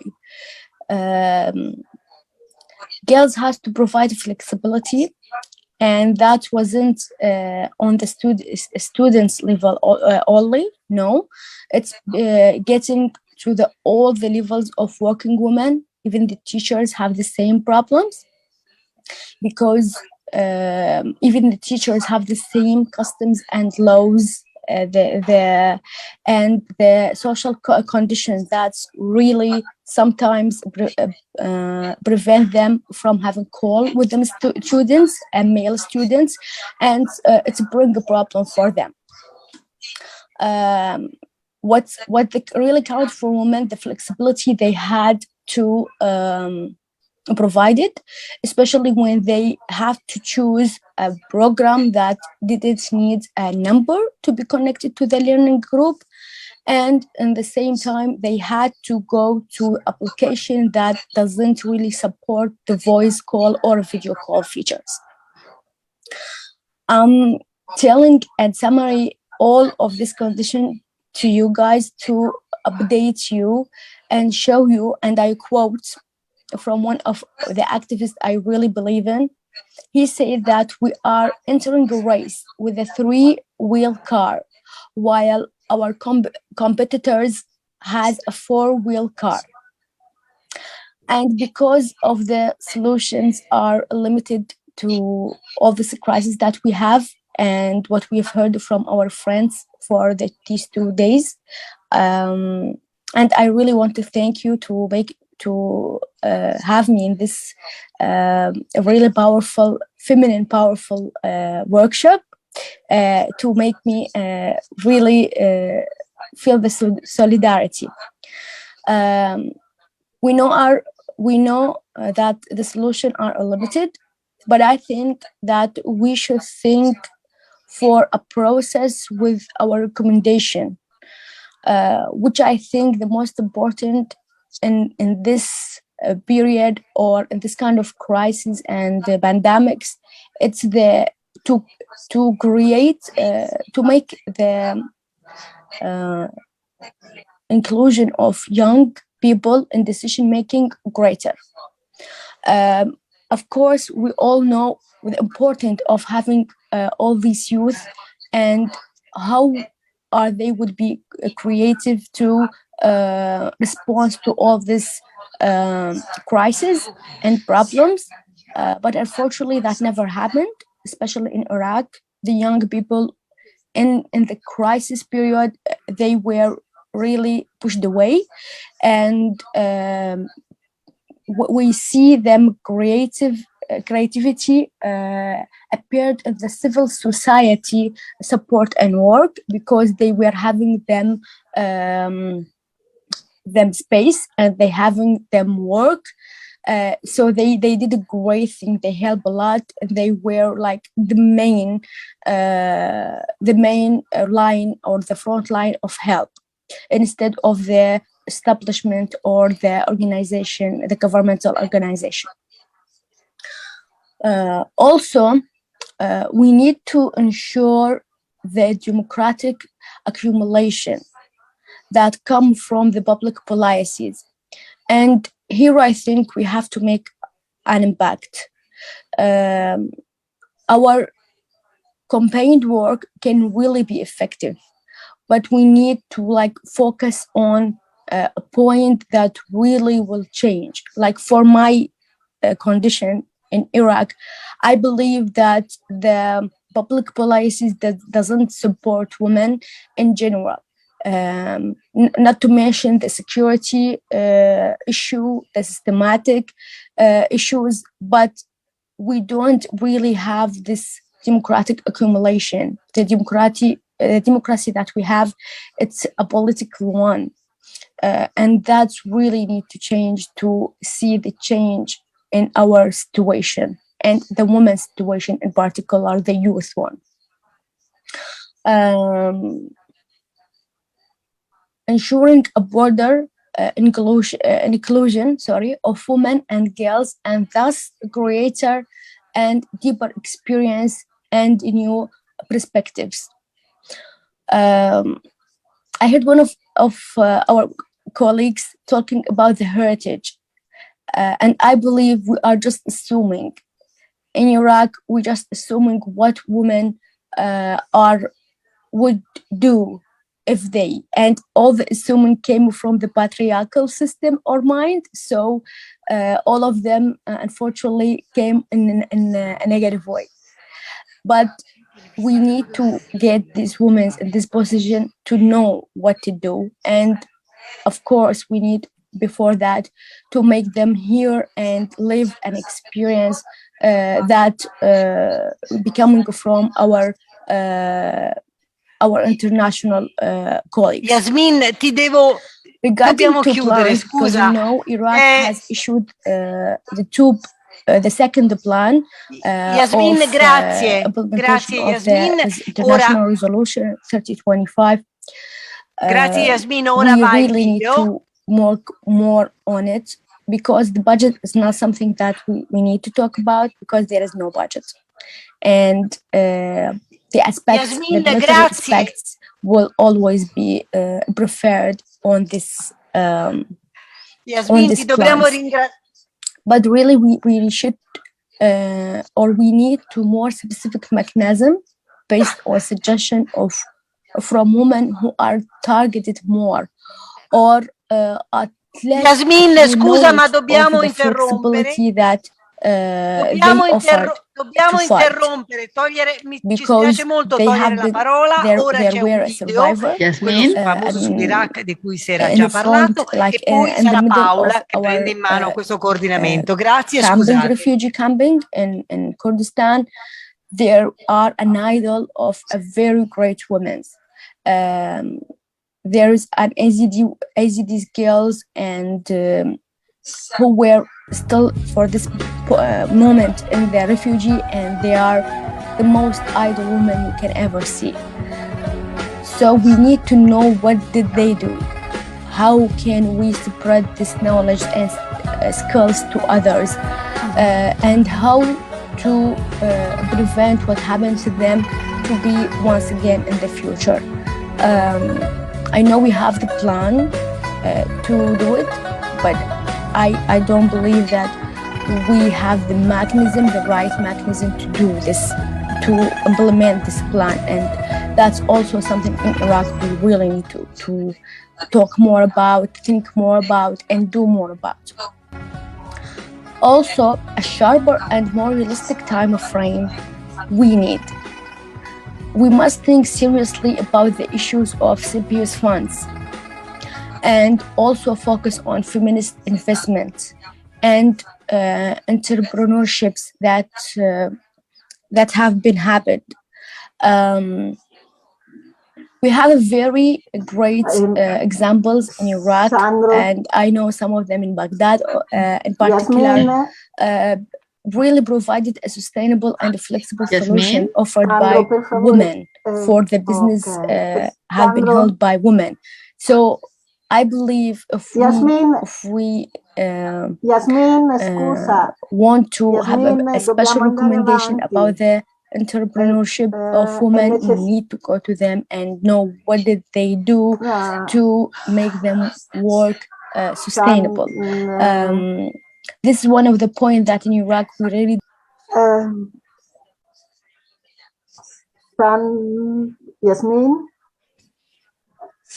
Yasmin, per favore, dobbiamo continuare e quindi... Yasmin, we have to continue, right? Thank you, Yasmin. Now, we are going to continue with the next speaker. And after the excellent intervention and the moderation of Maria Graça, I don't know if you have news from Hassan. Is she back? And if you do not have, I have the words to Floriana that I will introduce quickly, and the time available is 10 minutes. And I will talk about 2 minutes. So Fabienne Farima is journalist of the House of Women of Milan.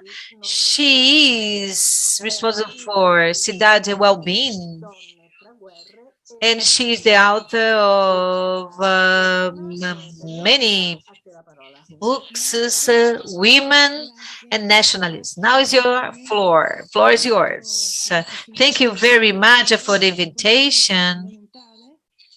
And thank you for being present in this crucial moment that you are going to have experiences that are very important, testimonies that are crucial, especially the ones that have the South Globe and the people from the Middle East to say how the pandemic impacted the south of the planet and how it worsened and potentialized poverty and the lack of vaccines. So it got even worse, the situation. But thank you for the beautiful voices of women and how the crisis impacts specifically the women. Because they don't have normal conditions. And you are talking about women that are facing those challenges and lacks. So life is getting very difficult for these women, and the crisis is responsible for the burden of the women, even for us Western women. So in the south of the planet is tragic, and the women that talked before me explained this perfectly, and it confirms the idea that in order to leave this crisis, this is what we deeply intend to be out of this patriarchal capitalist model that took us to this disaster. We have not only to see the world in a Western point of view. You have to live that. You have to have a relationship with the realities, where you have the base of everything, where you have the origin. And this is the reality where you have the south of reality, where you have food and you have the water. It must be taken care in the planet, so the planet, the nature, and our lives could survive with the minimum of justice and the redistribution. You should not penalize the south of the planet as it's happening. We, with the pandemic, we saw that there is this type of situation in the south of the planet. We have problems that you had the bodies in the front line, the civilization in the Western, it's wrongly seen the bodies. They are trying to hide this patriarchal system is trying to hide the body, and this is the reason why we have this cage, this prison where the women are. So we have to identify women with the nature that can be abundant, that can have this problem, that instead of abundance, we have a disaster, and it impacts, and this is the origin of a pandemic. These primeval aspects are devastating the planet, and it have a space of this pandemic crisis, and you can have other pandemics in the future, because it doesn't mean that they're going to change their mindset. It's not going to finish right now. This is discussed in generally speaking, but I would like to talk about me and the experience that you are doing from pandemic. I am co-founder of the Houses of Women in Milan, and I am a reference of this group of the House of the Women. It's a network of feminists that are in charge of caring. For a long time, we are doing that. And in these institutions. So in 2015, we received and you launched an appeal to Europe to call for opening borders and offer and allow actually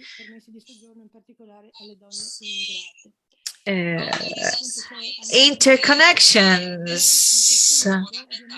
So we really asked permission to have refugees to live in Rome, and you tried to have this type of cares, and within these spaces, these cities, what you did is how the body of the women are. So what type of life quality of patriarchal governances we allow in our cities? And on the other side, together with the feminist front, what is happening with the immigrants that are continuously being violated because of migration? Su questi temi che sono fondanti nelle nostre attuali società. To create consciousness on systems that are fundamental in our current societies. And if we ask about the quality of life in our society, it is actually the beginning of a feminist revolution, because we see clearly the consequences of the patriarchal model, productivist, a model that is actually more classist, especially to those that live in big cities. A phenomenon that has been developed is the one that practically is distant. It is distant from the cities, big cities, and creating privileges, and people do not have the means to be able to live in that kind of situation. So our cities take out our breath, our soil, and isolates us from the center. Working with these matters, we understand that the concept of care do not belong only to a personal point of view, as it has always been thought, but it's necessary to have a sense of belonging to the territory, and we want to create life. It is necessary to have a profound change for health, on behalf of health, for a future generation on the planet. With the arrival of COVID, all activities stopped and there was the solitude, isolation, and dread.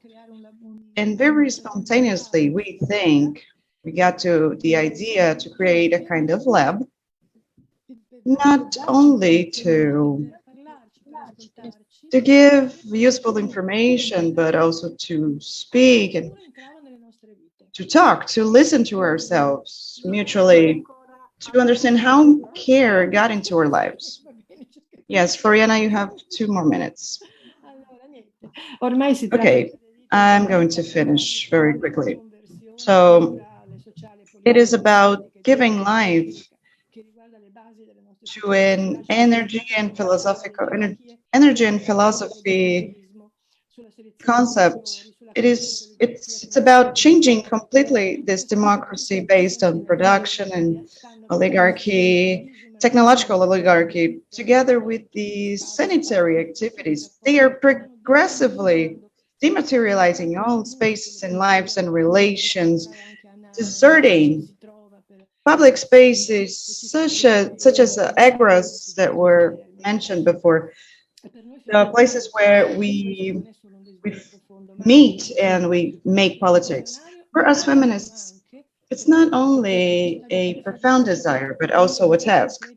And it requires the capacity to think of a new world and its complete articulation.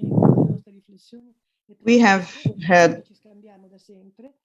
taken some steps, and they are facing our propositions. And in these networks that fight, that were created during the pandemics, in these we help each other because feminism has a history, and we have excellent philosophers that help us with that. Studious women that help us with this. I don't have any time anymore, but I believe that care as a principle is what we're talking about. We have absolutely to talk about a new economics, a new ecology, a new view of world.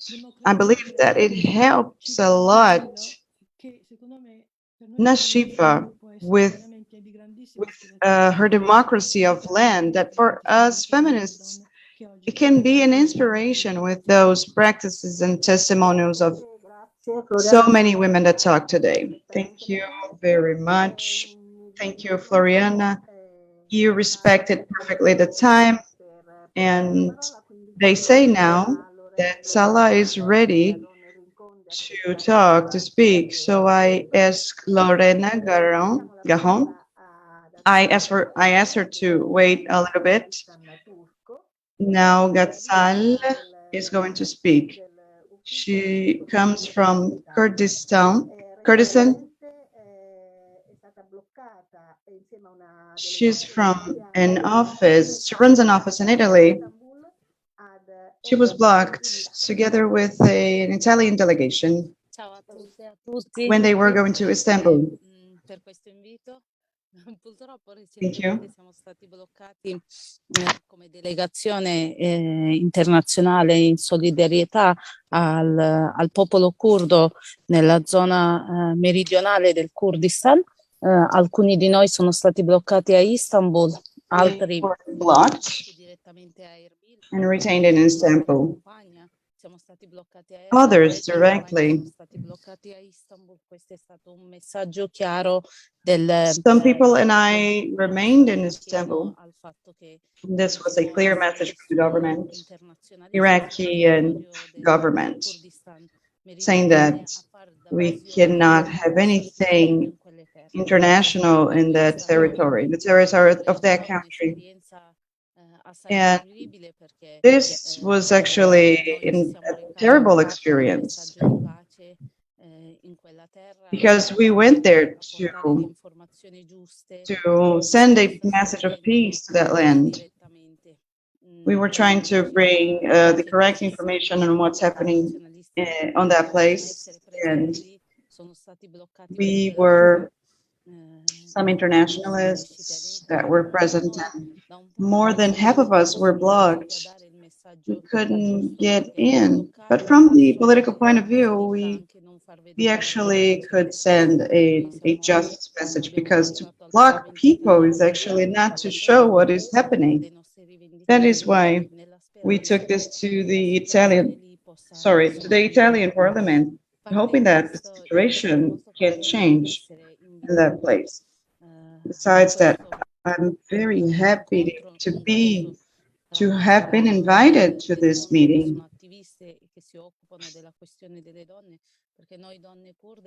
In this meeting, in which we have activists that care about other women, we have to rethink. We want to think a new politics, and to think about the role of women. We begin to study our origins. We begin to rebuild our images as women, because we learned that women were the ones that organized the society, and this role was attributed externally. And that's why in the beginning of the 90s, through our colleague that was murdered in Paris, we began a new movement of Kurdish women, and this is not only a Kurdish movement, women's movement anymore. It is actually a movement of the entire Middle East that is thinking about the new role of women in society. And we should destroy the patriarchy that has harassed us for so long. We have to think collectively this role, because in the beginning of the period that we called representativeness, you could imagine some activities that we made. For example, there is a hospital in which the director is a man, and on his side there is a woman, and the hospital can only have that kind of representativeness. This served us after we thought that on our defense could not be made by men. And that is why we had the active struggle to rethink the role of women. We are inspired to rebuild.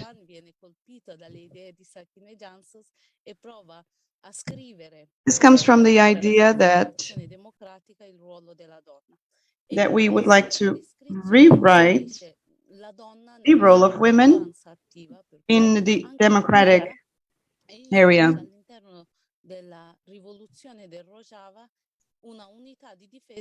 Inside the evolution, where women have self-defense, and so we had the birth of a movement of Rojava. The Rojava movement was the biggest scenario that said that a revolution made by women, different from men, show discrimination. Because our colleagues said that there was not a single woman that they were behind. Quella società patriarcale e la rivoluzione del Rojava fatta dalle donne significava che a quella società non The revolution of Rojava made by women meant that society should not return to patriarchy. We have the examples of revolutions from before. And partisans in the Second World War, despite they fulfilled what I call communications, they brought communications in the war. On the Second World War, woman got to her old role. We didn't want that. We wanted a war against fascism to end. We didn't want to go back to the past, but we wanted to rebuild a society. On that basis, we rebuilt the society of Rojava. And our goal today is, I see the conclusions that we had here. We want to have a message, take a message of revolution to society made by women in all Middle East. And I do not talk only about territories that are Kurdish in its majority, but we would like to go to places. And I believe that the revolution of Rojava is a revolution of women, and it comes from an example in which we have exchange of solidarity. For example, with Lebanon, with Pakistan, and also Sri Lanka, we have colleagues with whom we continue to maintain a relationship. And I guess it's fundamental to have this connection that women are building in the world. I believe that from now on, our job will be actually 3 times more. We have to think in our society to amplify our message and to reinforce our relations, to create collectivity outside our territory against an evil that is called patriarchy. If we solve this, we can think that we can be free in our new societies. Thank you. You were fantastic in your exposition. You talked very clearly, especially respecting time. From the interventions of our colleagues, people we have present here and people from yesterday, there is a central point. We have to be strong and united in the struggles. The terrible triangle of patriarchy, liberalism, and militarism. Any vision or view of the world shows us that we have these connections that are very strong. This impulse that conducts us women, and we should do a necessary revolution. Now I'm going to pass the word to Lorena Gajon from Spain. She is a deputy in CASI, counselor of the City Council of Cadiz for Feminisms and LGBTQ. She's a feminist activist. And Lorena, you have 10 minutes to speak. Do you listen to me? Good afternoon. Thank you for the invitation and for the organization that seems is so important. Y de la sociedad en general. Los cuidados son fundamentales para la vida, lo estamos hablando durante todo el día y el día de ayer, y por tanto tienen que ser un debate central para hablar de política y para hacer política. Muchas gracias a las compañeras por sus aportaciones, me alegro mucho de ver a tantas mujeres de todo el mundo debatiendo sobre temas tan importantes y me alegra además ver a mujeres con las que he coincidido en otros foros, ¿no? Para mí es difícil seguir debates tan profundos en otros idiomas. I'm very happy to speak in this debate. I'm sorry if I repeat some ideas. I couldn't follow all languages. I believe we are facing a terrible moment to be a woman. We've had a crisis of care because of COVID, and women, especially in the South and the labor class, you have people from Rwanda, Palestine, and I give all my strength to you because of the conditions that women live throughout the world. Even if we advance firmly, we have many ways ahead, many paths ahead. However, we have a progressive government. We cannot see huge advances, not for women and not for popular classes and for immigrants. Of course, we have the approval of laws that are related to equality, but we have other laws that are not the root of problems. So there isn't solution for the problems that people face on their day by day. The right wing is becoming strong in Spain, and it's detonating. It is causing violence against immigrants, increasing violence, and increasing the violence against the environment as well. So we would have to go back. We actually got back. And the feminist movement is trying to face these, but we were weakened by these years. After these years, we had this movement now is actually not happening the way it should. We try to resist the way we can, but the work is not being profitable.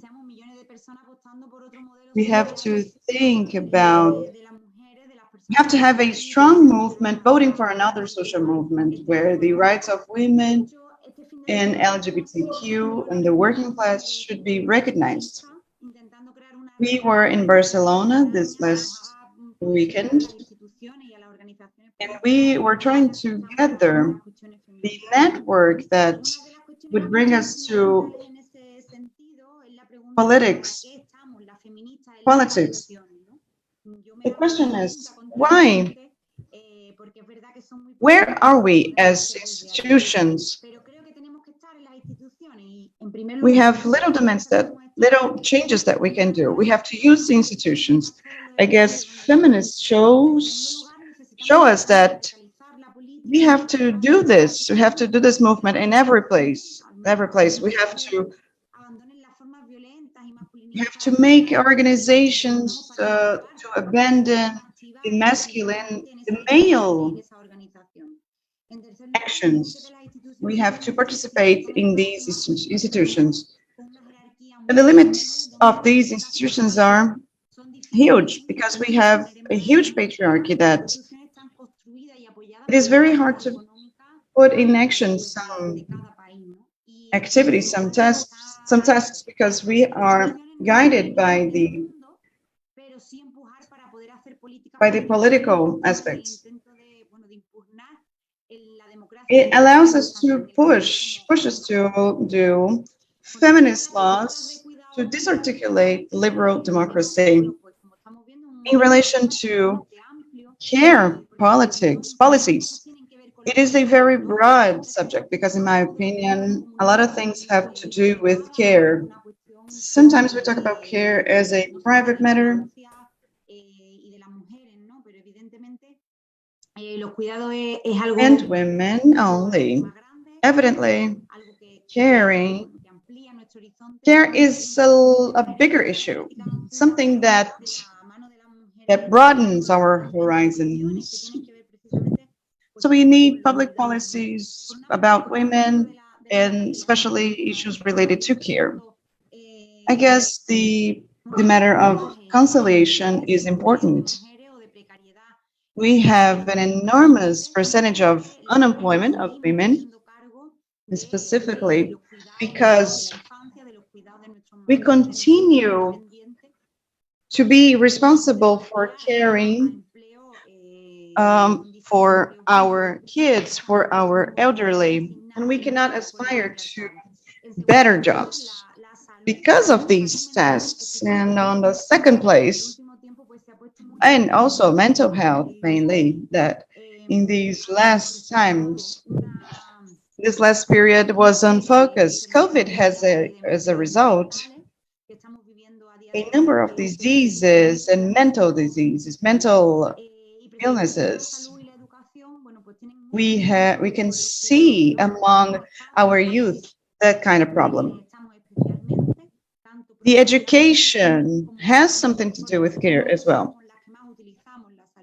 We are present in those aspects as women.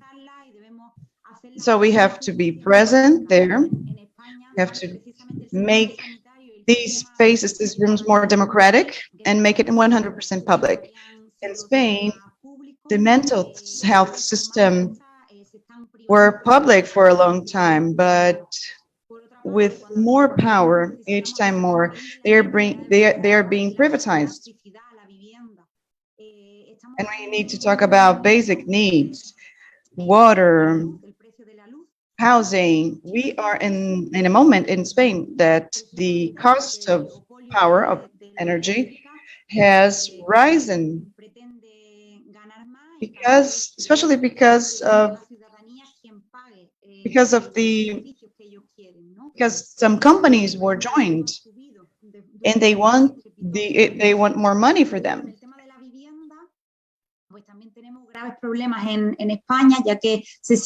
And regarding housing, we have a terrible problem in Spain because we have people losing their houses every day.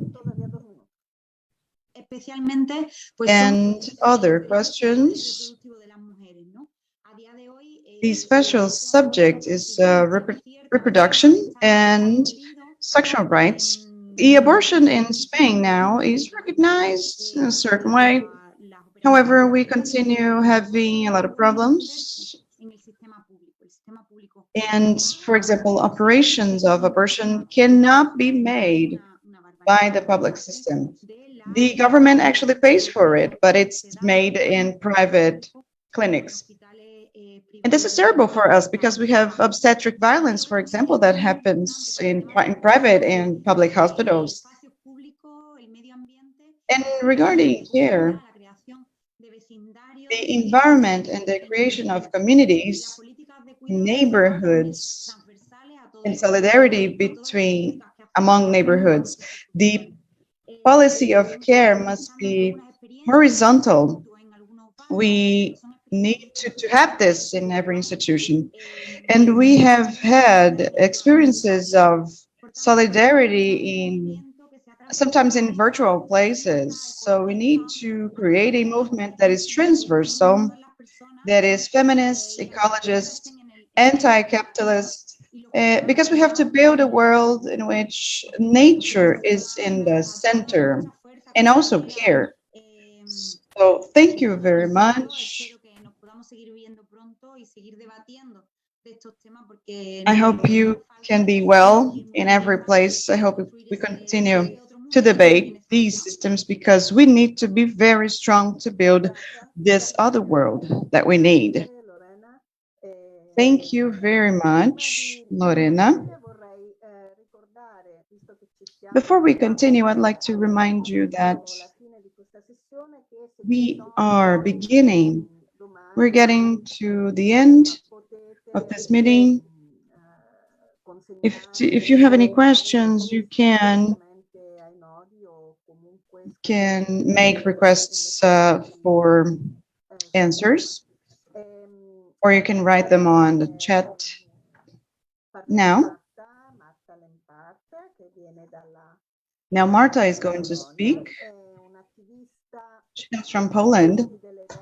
She's an activist for women's rights and democracy. She's the founder of the Ogólnopolski Strajk Kobiet movement, OSK, Polish Women's Strike. It is a collective that came up on October 3, 2016. It organized demonstrations in over 150 Polish cities in protest against the anti-abortion law proposal, and which also took to the streets in 2018, last year, and this year, for the same reason, always given rise to a long national mobilization, followed by the international media. Marta. Thank you. I hope the sound is good. I can turn off the camera if it's wrong. And thank you for having me here. I'm from the Polish Women's Strike. I'm from the Polish Women's Strike, which is a coalition of persons who organized protests back in 2016. Since then, we've made about 4,000 actions in Now it's 600 cities in Poland. That's the network of Polish women strike now. And we don't have the typical story of the COVID situation in the country, I guess, and the post-COVID situation, as last year, starting October 2020, ending January 2021, we organized 100 days of protests against the ban on abortion that was finally implemented in spite of the protests in Poland. So the situation is now, which is, I think, typical situation. The right-wing fundamentalist government implementing law that limited our right access to abortion. We have almost total abortion ban in Poland now. And the first trial was in April 2020, which was when the COVID was starting in Poland. And then their protests were quite small. We didn't protest on the streets. We did car protests. We did the whole visual protests. But yet we still managed to stop the first attempt, this year's attempt to ban abortion. But then it came back in September and in October 2020 via the so-called Constitutional Court. We don't have Constitutional Court that would be legally elected, and its rulings are not valid, but yet it's still there. It's government binded, and it gives things that announcements that they call rulings. So what I guess was expected by the government and by the right wing and the church was that because of the COVID situation, no protests would happen, because we had very dire COVID situation.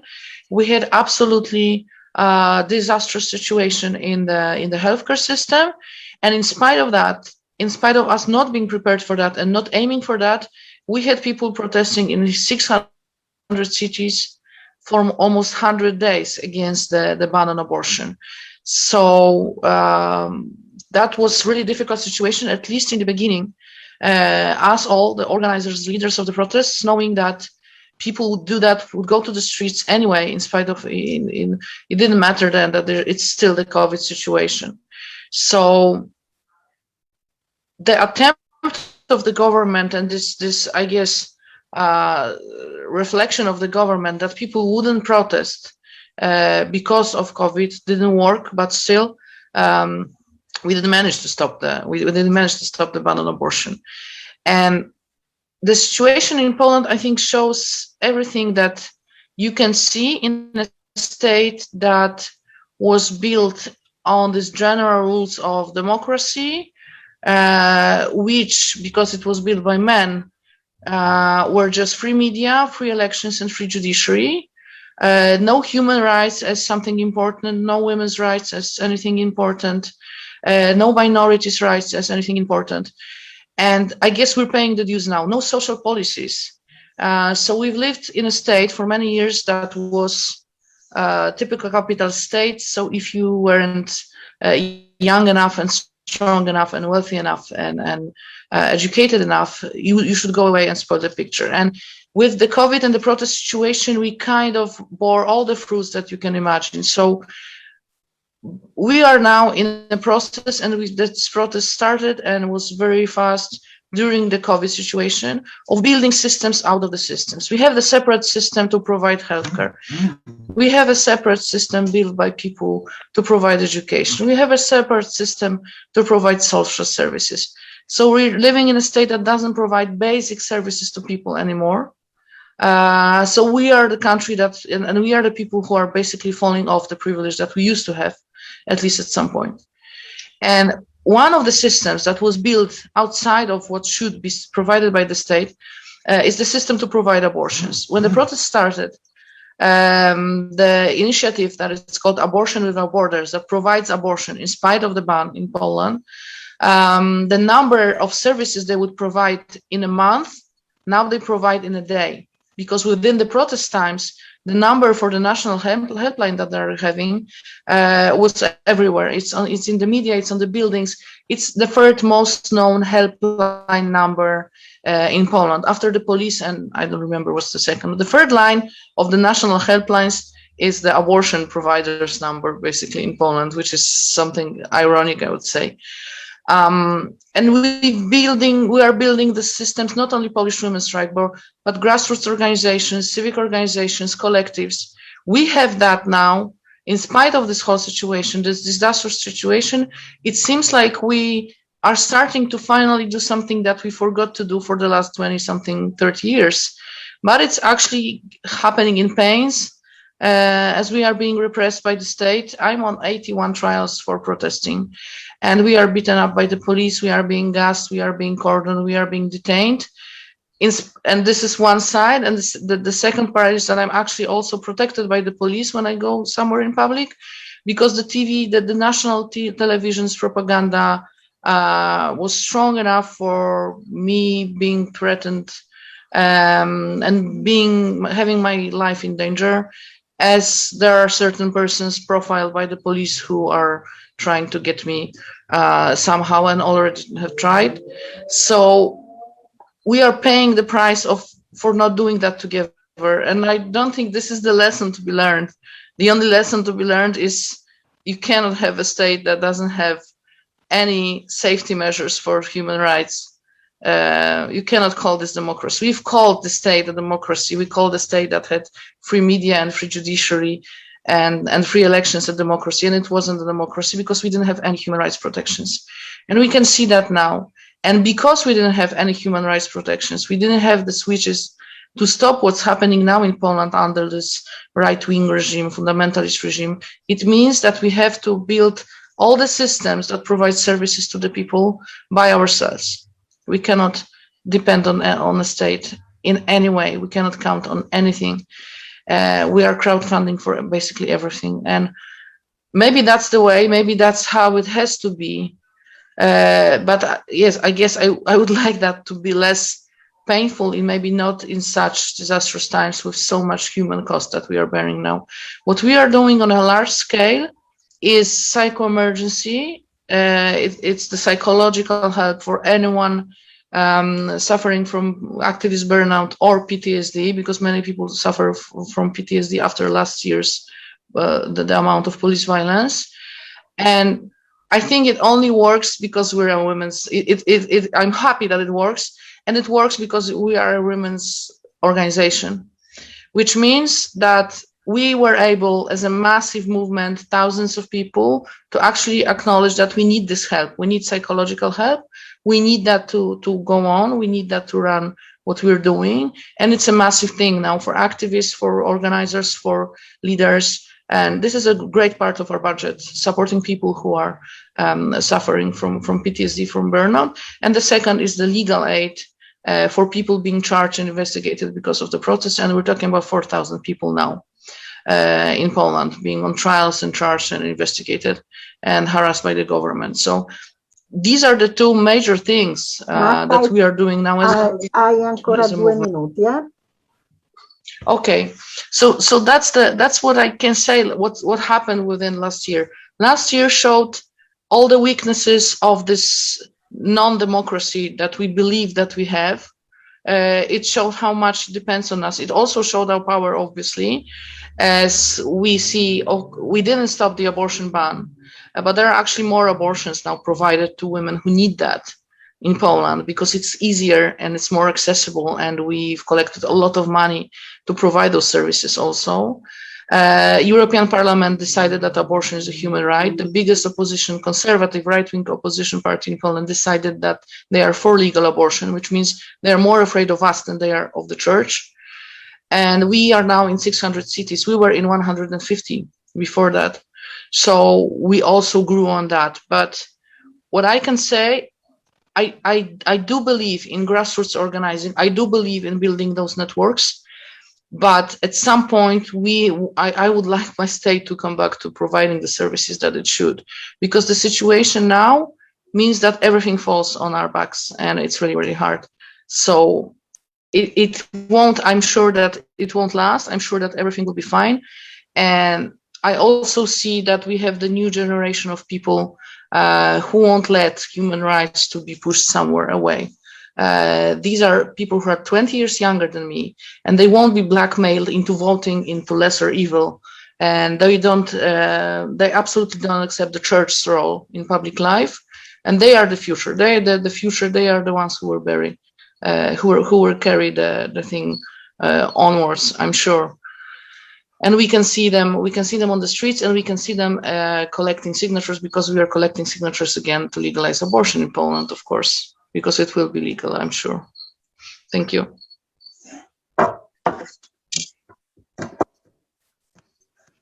Grazie, grazie, grazie. Thank you very much. Thank you, Marta. Now we are going to have Grazia, Ana Maria, Pietro, together with the companion of the initiative against the debt and the authorities, the houses of women of Salonic.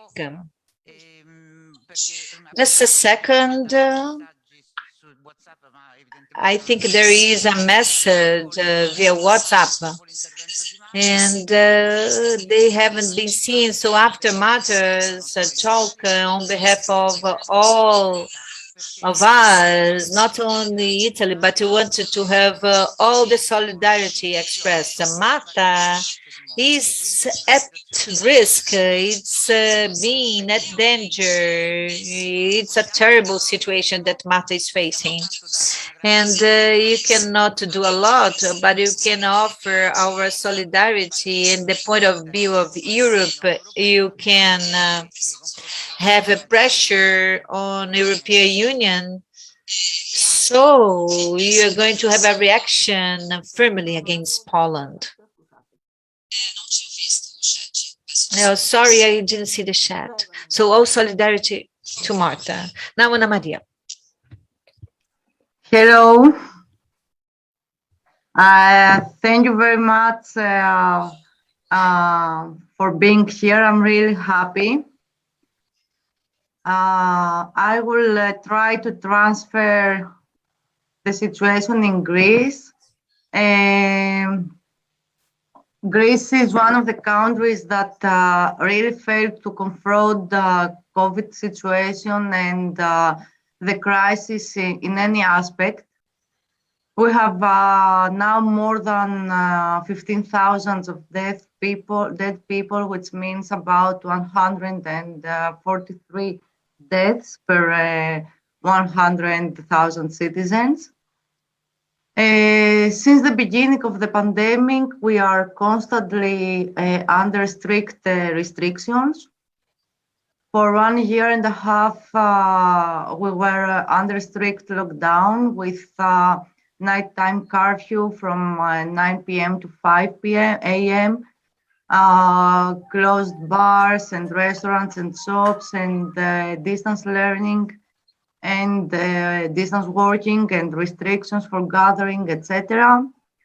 The normality, let's say, came back in last April 2021, due to the tourist season. The government decided to open everything just in 1 day in order to attract tourists and save the capital and save the situation, the financial situation, without taking any measures at all. And until now, we have still mini lockdowns in high affected regions. We have dozens of deaths and thousands of new cases of COVID new cases. Almost 2 years, let's say, after the COVID came in our lives, and the Greek government took no radical measures to support the health system of the society or the society. No units of intensive care were built, or no doctors or nurses were hired. No actual financial support was given to the people. Until now, refugees in camps and also prisoners all over the country have almost none access to healthcare system, and the situation there, you can imagine that it's much more difficult because they cannot take any care or hygiene measures, preventing measures. So you can imagine how difficult it is for those people.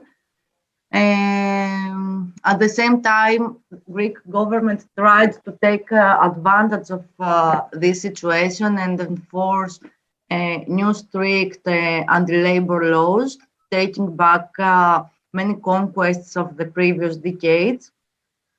For example, they banned marches and gathering of people during the election of all these laws with the excuse of COVID and preventing hygiene.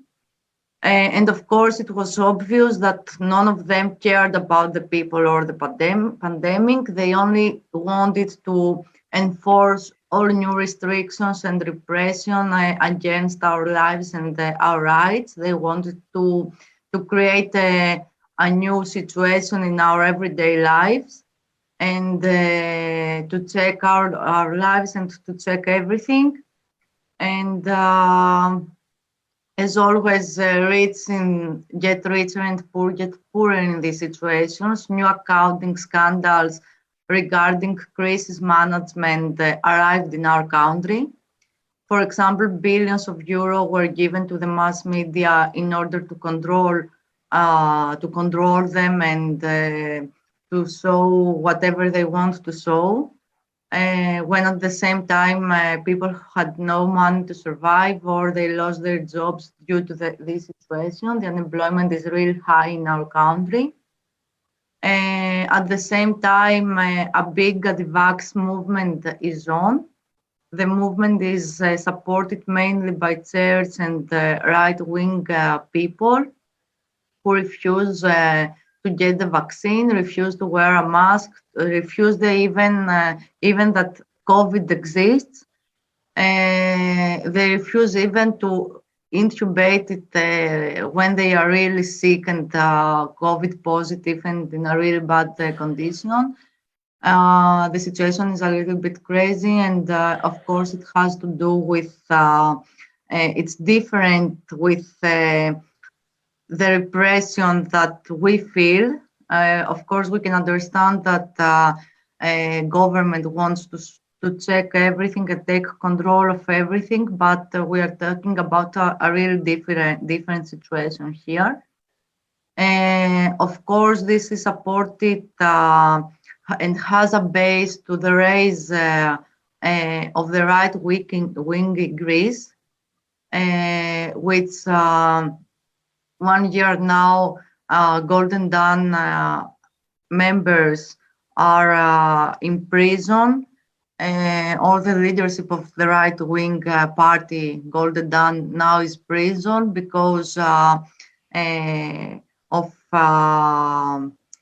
crimes that they made the previous years, and now they are back, and they are, let's say,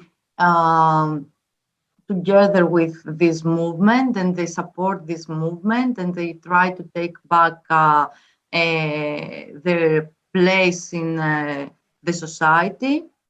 As always, regarding women now, as always, once again, women are victims of the crisis and of all these policies that are enforced. Unemployment was increased, and many women, especially babysitters, cleaning ladies, and ladies taking care of elderly people, could not work during lockdown. On the one hand, all these women had no papers to justify their work in order to get a permission during curfew, and on the other hand, people were afraid to bring other person in their house due to COVID situation. In our place, we had many of those women who had no work for many months, maybe almost 1 year. And as you can imagine, the situation for them was very difficult because they had no money or they had no way to work and to find a job. And we can see this also in the statistics that you see also the table here that the unemployment between men and women reached even the difference between the unemployment reached even 9 units between men and women in lockdown period. And this is because women are mainly working at homes, taking care of people or of the household, so they couldn't work. And of course, as in the rest world, this period during the first lockdown, we had a big increase of domestic violence and women abuse, because women were forced to stay 24 hours with their abusers.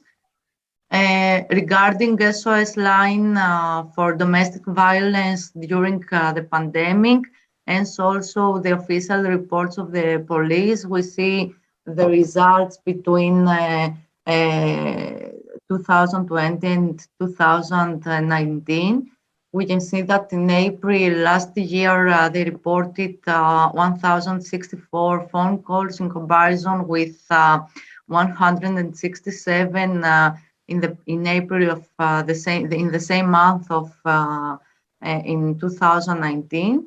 It was an explosion of domestic violence, and of course, at the end of lockdown, when the situation opened and the lockdown. Anna Maria, hai un minuto, eh? Okay. I'm almost ready. When the situation opened and the lockdown was over, we faced an increase in femicides. Until now, we count 11 victims. But the happy is that on the other side, during COVID pandemic, Me Too movement arrived in Greece. Many famous athletes, actresses, and of course non-famous persons achieved to speak out that they have been victims of rapes and abuse. And the conversation of consent is finally on in our country. Also, some of their abusers are already in prison waiting to be judged. And at the same time, new feminist groups all over Greece were created in order to support and in order to be close to those victims. And this is a very happy event for us.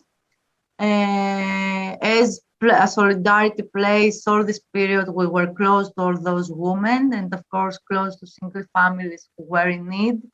And in collaboration with other movements of the town, we were collecting food and clothes and all the essentials for people who were in need. And we are close to the women who lost their jobs during the pandemic, and to those victims of domestic abuse. And we are happy that young people and young women are trying to get involved with feminism and support all this. We stand here for all the victims of any kind of abuse, and of course for our sisters that are not with us anymore because they are victims of all this. And for all those who remind us. Il tempo è... Okay, that's it for me, from me. Purtroppo, sì, purtroppo. Grazie. Thank you. Adesso Now si alterneranno insieme e parleranno. we are just about Gaia Benzi to have Baia Dancing and Marimosa. Entrambe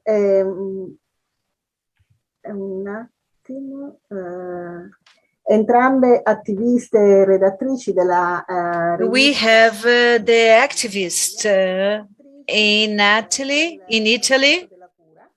and the manifestation of the healing, and you have the interdependence movement. The floor is yours. Ok, buonasera a tutte, grazie mille di questo invito. Good afternoon, everyone. My name is Marik Muiz.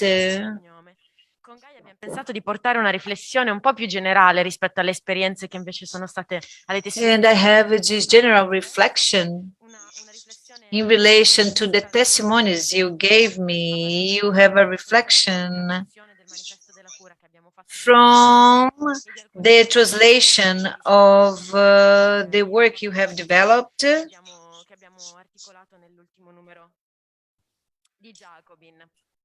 So let's see the numbers that you have to share with you.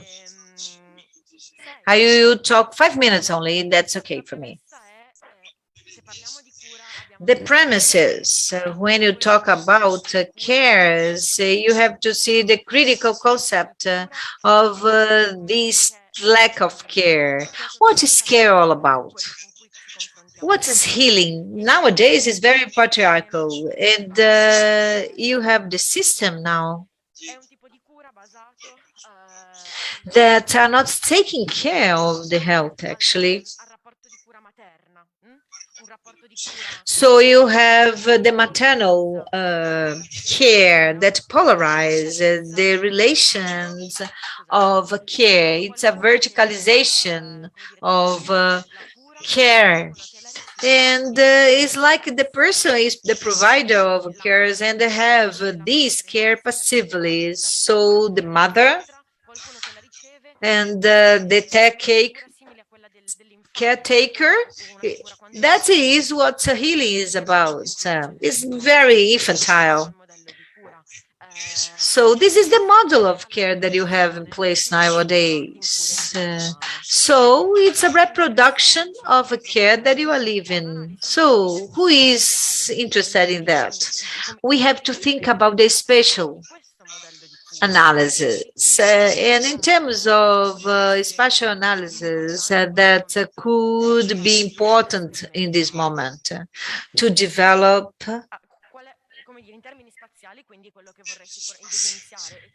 these in a special and a spatial perspective. So the maternal care is in the domestic, private environment. So it's privatized, right? It's private. So it's very feminine oriented. And you have this racial and sexual responses that you're going to have. It's like the house is the places where you have a private rights. But you are talking about the public space. So you have the policy on safety, etymology of safety is without healing, without care. It's an antithesis of caring, because in the city, based on the fact that the other one is the enemy, is a threat, and the other protects me. This is a public space that is the opposite of the public space. You don't have a public space available in terms of a health system.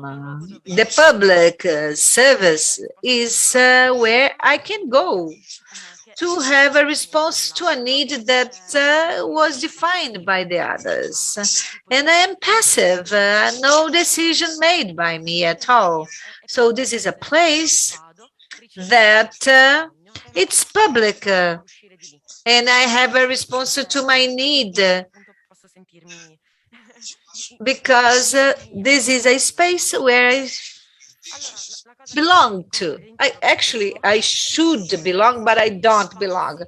It is like thinking about a space that you can be out of these logics and be out of this private property space and be out of the domestic spaces where you crystallize the maternal patriarchal statements, establishment. So we have to see the conditions that you become indifferent or enemy and you don't want to cope with the threats. So we have to take into account our constitutive vulnerability and our interdependence. You cannot have your one word. We are all connected, and you have to take care of the care in order to have a fundamental principle of going for new alternatives. And we are going to have a public and private, and you can establish relations, and you can have the cares in order to redistribute this asymmetric burden that is on the shoulder of the women. So, you know, we live in this debt of care for thousands of years, and we women become responsible for this situation. No, it's not correct. You have to think about the spaces that you have to create other concept of services, getting out of this infantilization, this maternal care. No, it cannot be polarized by these situations where the care can be circular, horizontal, and collective. And you should not have only providers and clients. You have to have these interdependences where people can get and people can receive. So this is what I'd like to say. You can say the well-being. I like this word to reorganize the space from the redefinition of the world that you need. Now will be Gaia that will tell about her experience in her association. Thank you, Maria. Thank you, everyone. It was very thin. It's going to be very synthetic because Maria presented a very precise scenario regarding the proposition of care and its characteristics, very proactive characteristics. Let's say that in the manifest, the term cure is related to not only the productive aspect, but it should allow, it comes from the affirmation that there is a crisis in care, globally speaking. As Maria was saying, she emphasized the vulnerability that everybody faces in the world that is dominated by individualism. In the situation of the pandemics where the individual cannot solve problems alone, and we have the offer of, for example, care by institutions, medical institutions. And the topic of today, which is public space, is a fundamental aspect. We have a new paradigm of care in which we have the relations between people and what we observed. This was what was observed with the pandemics. The caring groups that came because of solidarity, and they were formed by a need to offer caring and also to receive caring.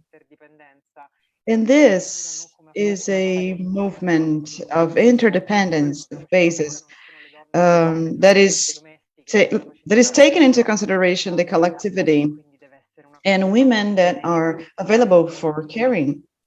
So considering that this should have this should be collective, this should be a patrimony of everybody. It actually should be a mutualism, an exchange to allow the circulation of true energy. And materially, it is important. What it means practically is to create virtual cycles, especially, for example, in this reality in Rome. There is a strong cultural popularity. We had an exchange of gender and social situations. It is not an original idea, but we had the concern to do that together with the producers that are part of our group. And on the one hand, there was the need to sell products, and they could not. And these products were made cooperatively. On the other hand, people had the need of those products, but they could not buy them. So in the community, we were able to create this virtual cycle, this mutual cycle that offered a little bit of care to the market. Unfortunately, I have little time. I cannot get deeper, but I gave a day-by-day example, but we have many more like this. And it's actually a book that allows us to take a broader look in the system of care that may fit in the society as a whole. And it is just to see how it is practiced among people. Maybe getting into the center, the core of this situation and other problems we have observed after the beginning of the pandemics, it wouldn't have happened with this strength that was devastating. So rethinking the world and care from practical examples and rethinking in general is important to see the structure of society as this. It is a radical proposition that is concrete. Thank you.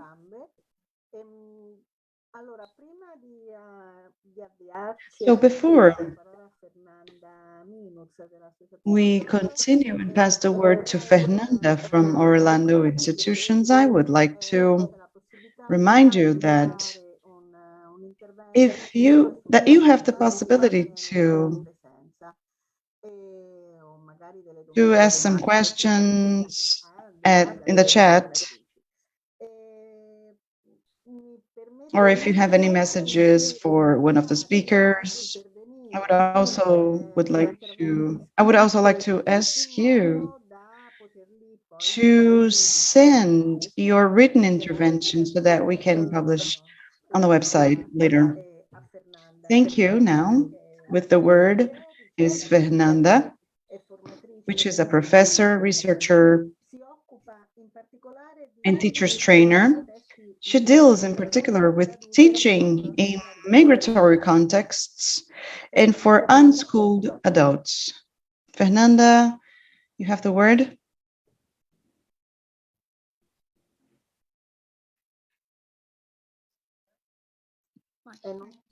Adesso l'audio attivato. Io avrei anche una presentazione PowerPoint. Ripeto, buongiorno e grazie della... I also have a PowerPoint presentation.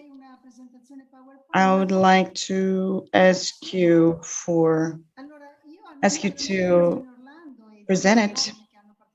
Questa impresa vorrei presentare un'esperienza locale di costruzione di un'agenda politica di donne che alla fine è risultata... I'd like to talk about a local experience Passerei la slide successiva. That shows this function of care that was mentioned here. Quella prima, ce n'è una. The association. Manca una slide, va bene. Ecco. Allora, un'agenda... Yes, I have a slide missing here. So we have the Orlando Association has a practice in this kind of participated action. We had political agendas directed to women in 2 occasions, and we have a path that interrogated more than 800 women that work and study in the city.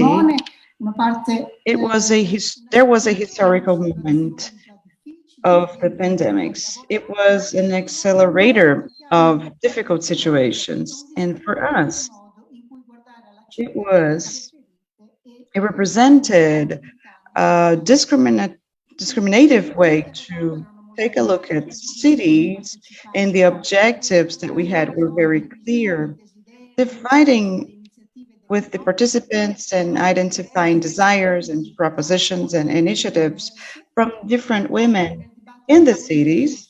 And I emphasize here different. Therefore, in the political debate, in every aspect of the cities, we build networks that may have a difference in the political presence of those women. The perspective that we assumed was the one to act, to have the city as a political movement, not only as a group that has necessities and that are vulnerable, but also to have political stakeholders that are built in a public sphere in the contemporary period. After the elections of October, we had 5 stages that you can see here, a phase of hearing in which we asked women using 2 methodologies, a questionnaire and interview. Then we had data analysis, and we also had the construction of feminine and feminist networks that participated in these houses, hearing houses, with all the participants, and a phases of elaboration, and as we said before, presentation of a political agenda. In other words, a group that was presented to the candidates to the City Hall. And to the mayor, we asked for systematic events to control the tension towards this program. The candidates had questions about what they considered was the role of women in society and in the communities. Le aree tematiche che abbiamo individuato sono la convivenza, la connessione. The topics that were identified were these: living with other people and in different spaces. Ambientale, alimentare, we had environmental sustainability, food sustainability, and economical sustainability, relations among gender and different ages, care, also policies related to women and in the cities. So what came from this path? We had representation of cities understood as urban and public spaces, and to live with others and institutions, and a set of physical and virtual places and digital connection. We had testimonies of different ways to live the cities and different needs, not always that could not always fit. And we would have struggles that could create positivity, ideas to have different initiatives. We had numerous points of convergence in this long way. However, women were very different among each other and among their points of view. So we had different perspectives that were put in comparison. It is necessary to emphasize how much the need to hear the reasoning of everyone and the capacity to mediate took us to different results. This allowed us to identify a land, a room for confrontation. These are practices that we made ours. We had some priorities that came up that were connected to critical points, a need for composition in a fragmented society, also in their territories. We have definition of relationships that were cut by the pandemics. There was a crisis of women's labor, some non-retributed, non-paid jobs for women, different and confusing jobs, and a sustainable projection from the point of view of the environment, and the need for a plural society something that should be conserved. And the care for the city came from our elaborations, and it came up from a paradigm of how should we take a look at the city? How should we look at the cities?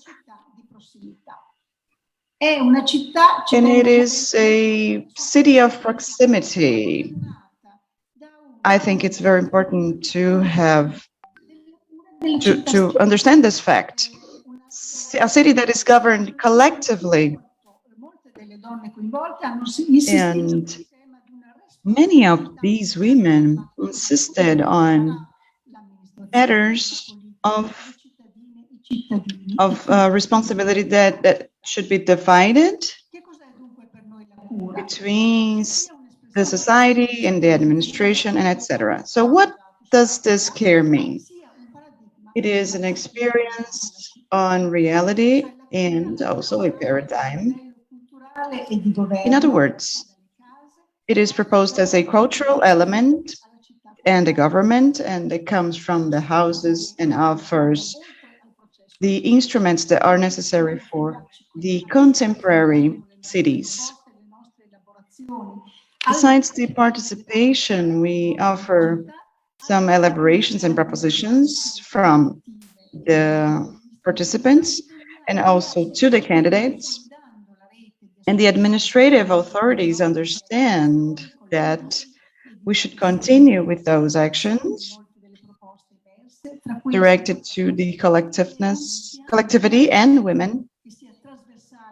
We have an idea of a plan of the transversal care, and this path is going to be taken ahead to have a conversation with the institutions of the Common Council. Thank you for the attention. Grazie infinite, Fernanda. Thank you. Thanks a lot, Fernanda. Perfectly on time. Now we give room for half an hour of questions and interventions. Ok, che ci sono. Bologna is saying okay. Una prenotazione. I guess we have some questions and a registration at Zoom. Poi passiamo, darei la parola. Okay, so let's pass the word to Bologna, and then Laura Corradi, which applied for an intervention.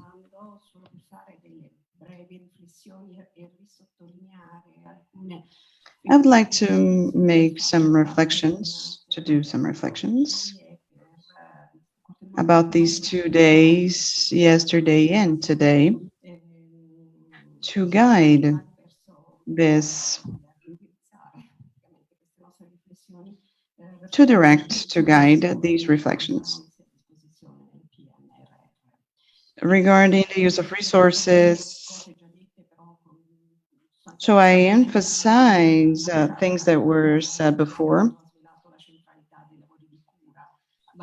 We have, the pandemic has shown all of those matters regarding workers, nurses, domestic workers that were in the center of the public scene. All of these works are non-retributed, are non-paid, and we have a scarce attention that is given to it. We also can see a lack of care. We also have economical questions related to the market.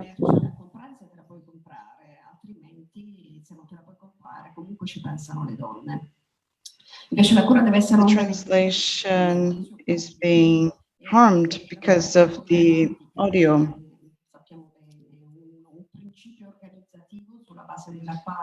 So there is an organizational principle based on how to organize policies. The work has as central points the consciousness on vulnerability, common sense, responsibility, fidelity of experiences, and visibility of contexts. All of this guarantees as privileges of women with a different model, a different governmental model. The fundamental changes are referred to public spaces and a democracy of proximity. The objective is really to get to a state of caring, and this would represent a true democracy directed to collectivity that guarantees the well-being of collectivity.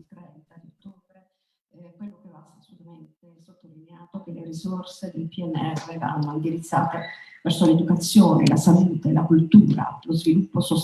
translation is not happening in some points because of the audio of the microphone, which is very hard, very bad. Rosy dal Messico ha ribadito che si sentiva molto male da Bologna. Rose from Mexico said that the transmission from Bologna was terrible. Do we have more interventions from Bologna? No, no other interventions. Okay, thank you. Laura Corradi would like to speak. Non ti si sente, Laura? No. Laura, we're not listening to you.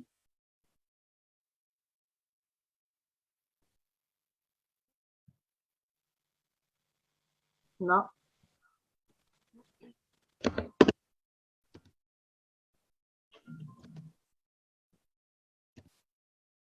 No.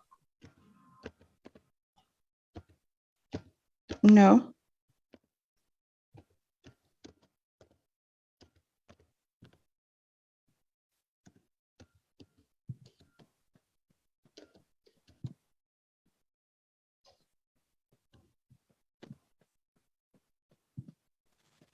No.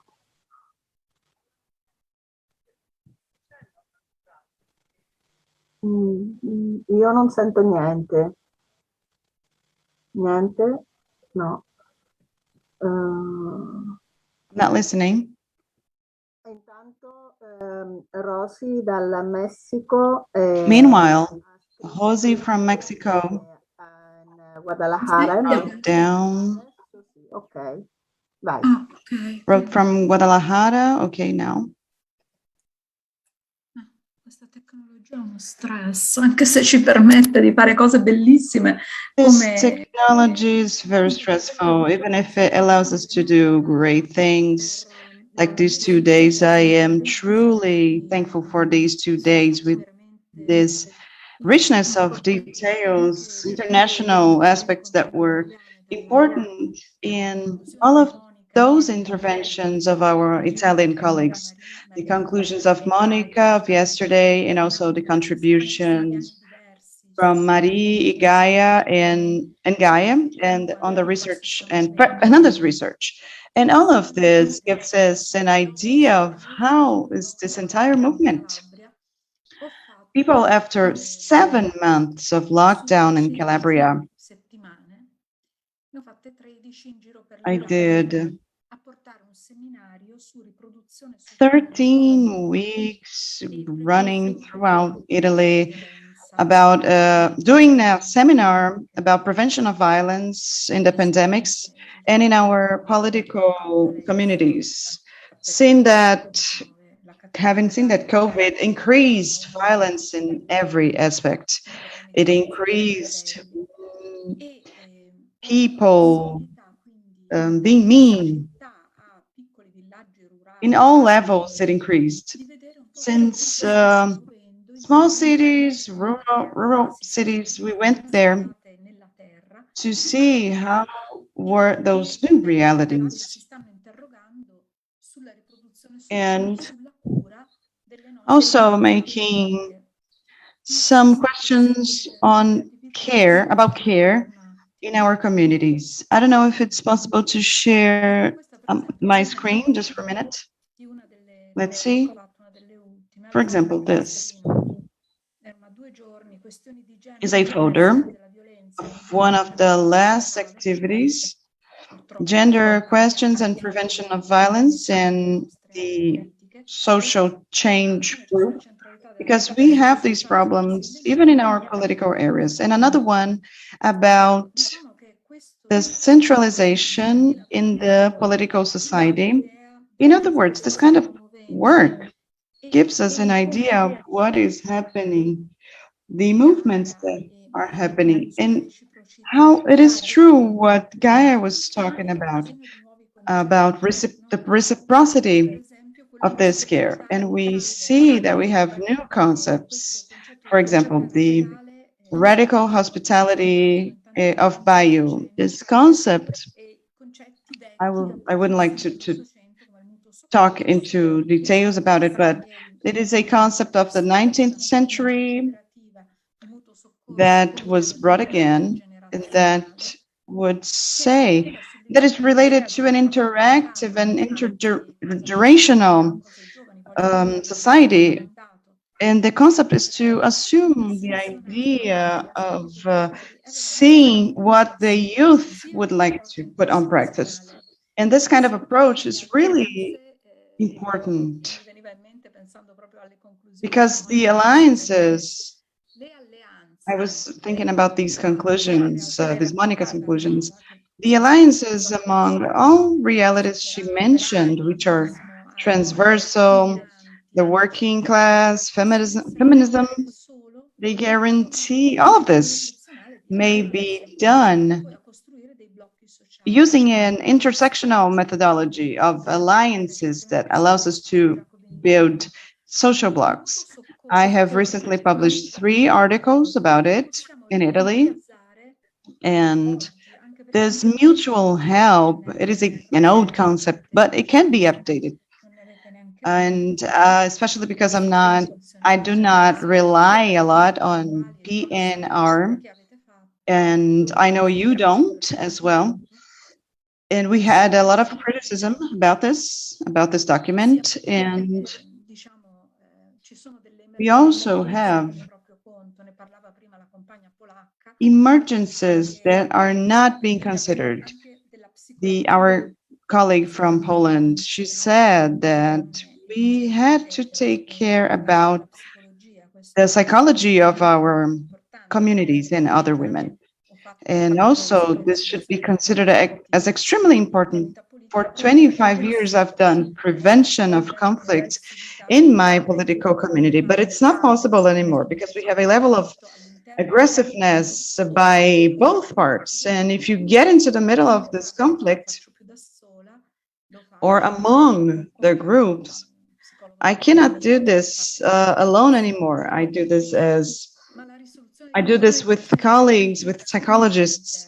So the resolution of conflicts remains a point that is extremely important, and it should have a resolution that takes into consideration the intersectionality. And a last proposition that I would like to present, because we had in these 3 weeks traveling throughout Italy, we need a task force against violence, something that is national, something that is composed by activists and specialists, and that it should be a task force that has assets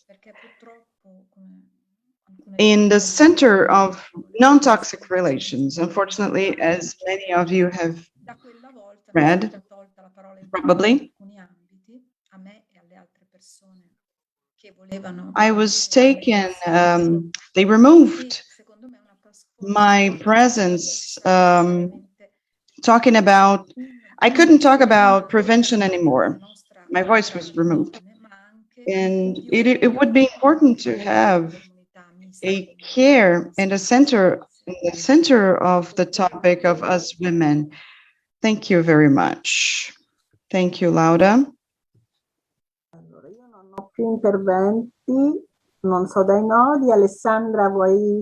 I think you have no intervention. Alessandra? No, Rossi. Sì, Rossi, ok. Yes, Rosie. I will be straightforward. Thank you for comrades for this reflection, all these inputs. It's crucial to have the construction of this political project of solidarity. And the solidarity that you have, it has to do with our education on laws and the state of our lives. As a defender of human rights, I am persecuted as well. You know, we are at risk. Women are being abused in this struggle for our freedom, for our bodies. So by unanimity, you say that is forbidden to forbid abortion. And this is the decision made by the women if you are for or against abortion. In Mexico, we are facing these realities. So each state has to make a modification each legislation at state level. In Guadalajara, we have the struggle concentrations. You have many feminist collectives to have a law to protect us. Thank you very much. We are together and let's have a good wind in our favor. Thank you, Josie.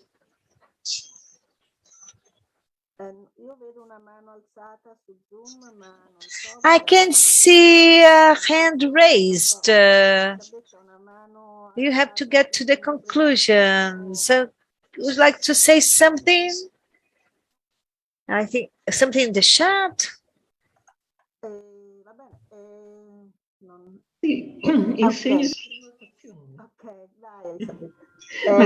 Okay. Go ahead. You have 2 minutes.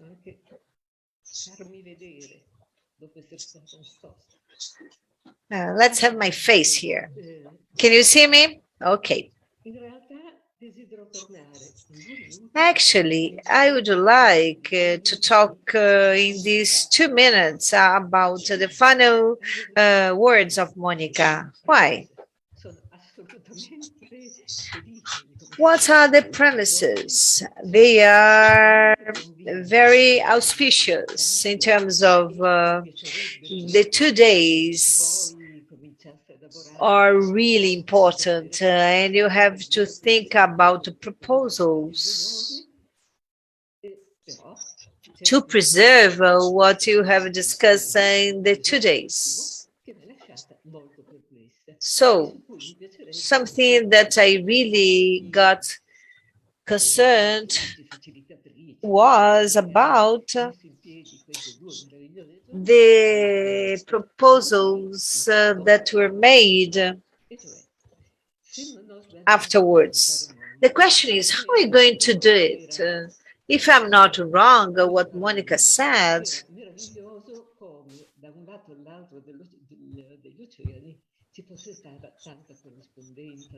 I can say that you should work together.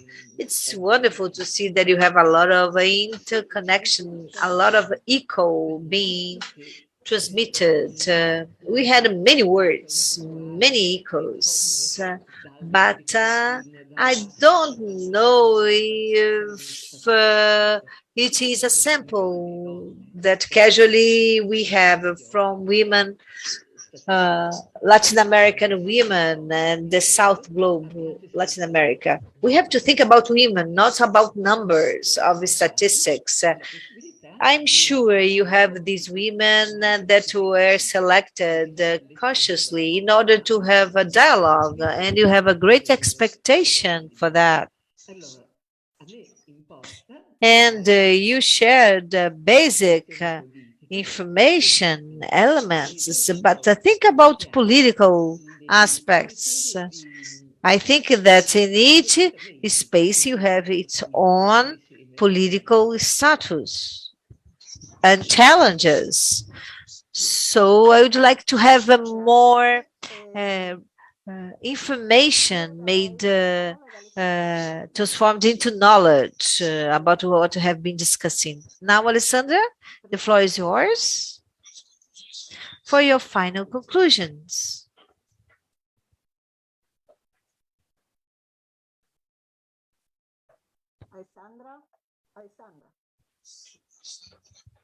Now, Alessandra, please. Thank you. Maria Graça, thank you for the opportunity. I would like to hear from Elizabeth. I couldn't hear what she said. The audio was not good at all, but let's see what Elizabeth said. In my point of view, we had something that you had discussed some time ago. It's not about representative interventions. It's not what the state thinks. We are talking about assumptions, subjectivities. And it has to do with the collectiveness. There was no selection criteria of the speakers, but they attempted to get contact with them and possible contacts, but it's not a kind of representativeness. As far as I understood your observation that Elizabeth said. So just to wrap up and make some advancements, you don't have a total representativeness of women. We have plural representations here. So just to make sure it was not something that I said, doesn't matter. What I would like to say is I myself understood I couldn't understand very well what she said. It was not very good, her audio. But you can talk about these again, what Elizabeth said. And I have other words just to finish our meeting in relation to some fundamental issues that you have discussed together, and many comrades and friends from other countries said.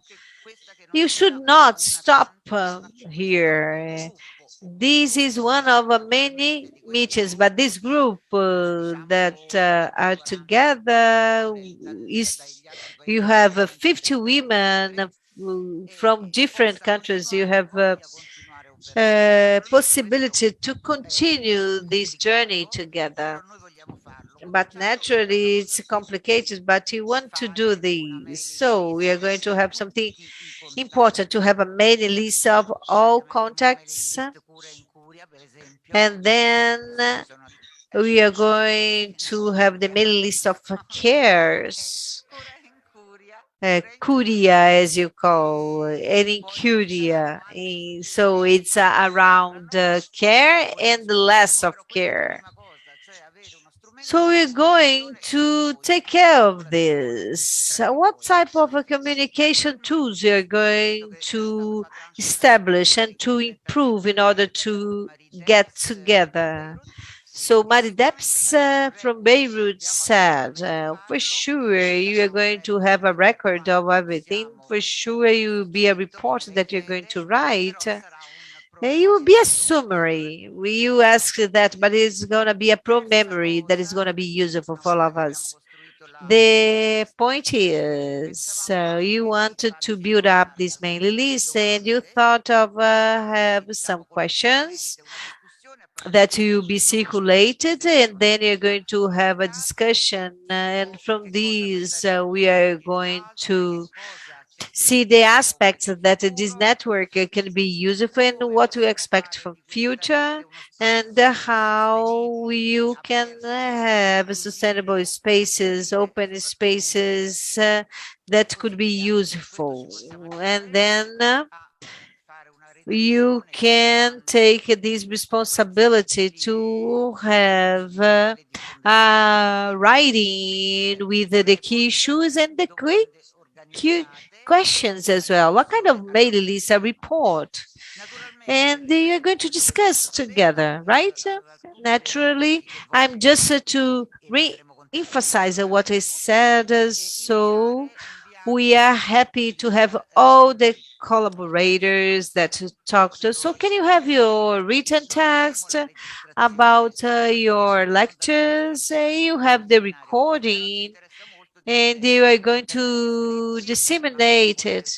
But it would be great to have your written talks because, you know, you didn't have enough time. So it's very important to have your talk more comprehensive. So written talk would be really favorable for this task force. And after this mailing list, you're going to have all the records. And for communication purposes, we are going to have all the addresses. And you'll be very important to send it to FemmSdc.gmail.com @gmail.com. You know this email. You send many information and announcements. I would say that I will stop here because you should be very tired. And as a conclusion, I would like to say that you are very happy with these 2 days. And by the fact that you are very happy and you want to continue working together, right? So you're going to develop the debate in a local level, and not only in that international network, but many themes that we talked here, many experiences. So it was so valuable, very interesting to all of us, and you can put it in movement with our practices, and you can include new practices, and you can establish communication, because you know you have some disconnections. You do beautiful things together, but sometimes you lose connection. One thing that the seminar taught us is you have the need to be connected. and it's necessary to know what's going on with us, the anguishes, what's happening, like Rosie said about Mexico, the abortion as a human right, so you can amplify these laws.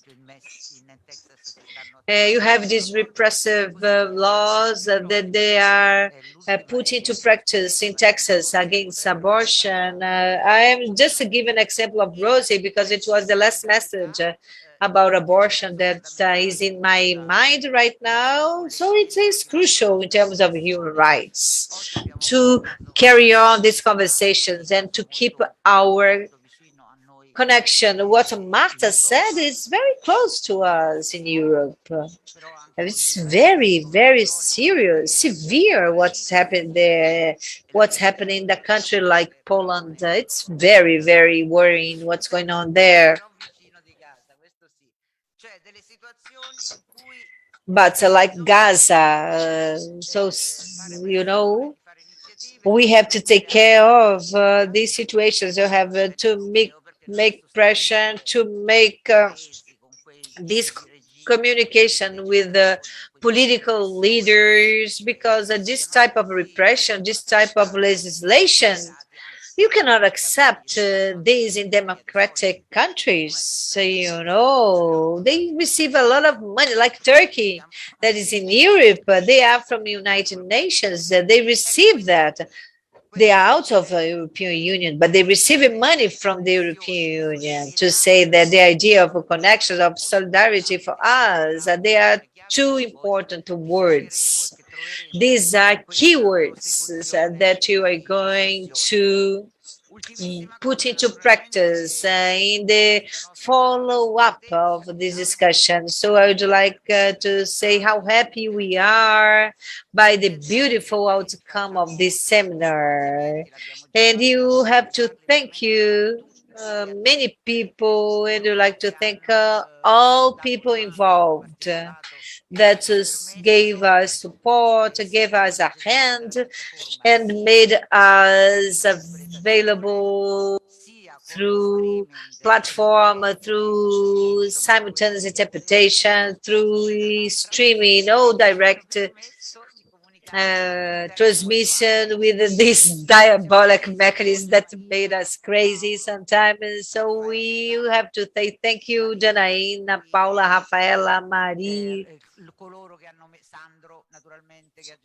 Sandro, naturally, that manages the collective platform with the interpreters, Rosie from Mexico, all of you that could make it possible. Thank you very much. Yeah, people from Bologna, other places, all the places, I would say. Marcia, that is responsible for the sound. All the sound system people, fundamental to our work, especially for our communication, so you could understand each other. And then let's carry on. How many were together here? Maria, can you tell us how many people together in this meeting?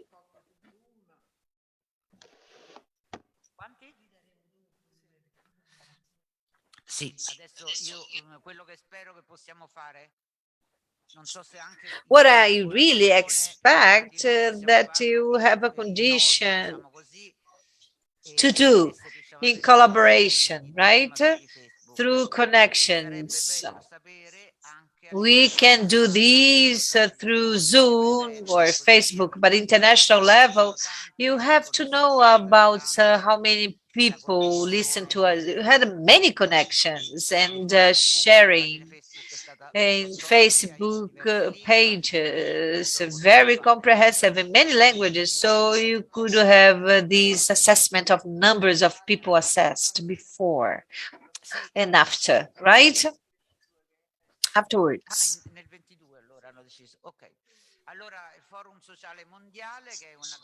The Social World Forum, it's a great occasion. And it started in 2001, if you remember, in Porto Alegre, then in Geneva, in Italy, and then you had this worldwide perspective of forum, and you had these 2 years of COVID, but last year you had online forum.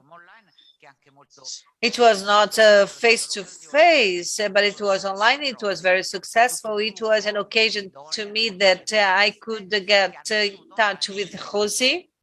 So you have all these feminist group, and it's a beautiful seminar, and you have many things to do. So you can now have some rest, but thank you from the bottom of my heart for you men and women.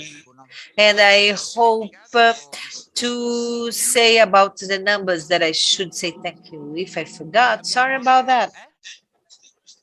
We have also, I don't know what's happened, but anyway, let's say goodbye. Goodbye, everybody. Hi, bye-bye. Bye-bye. Ciao, ciao. Bye-bye. Ciao, ciao.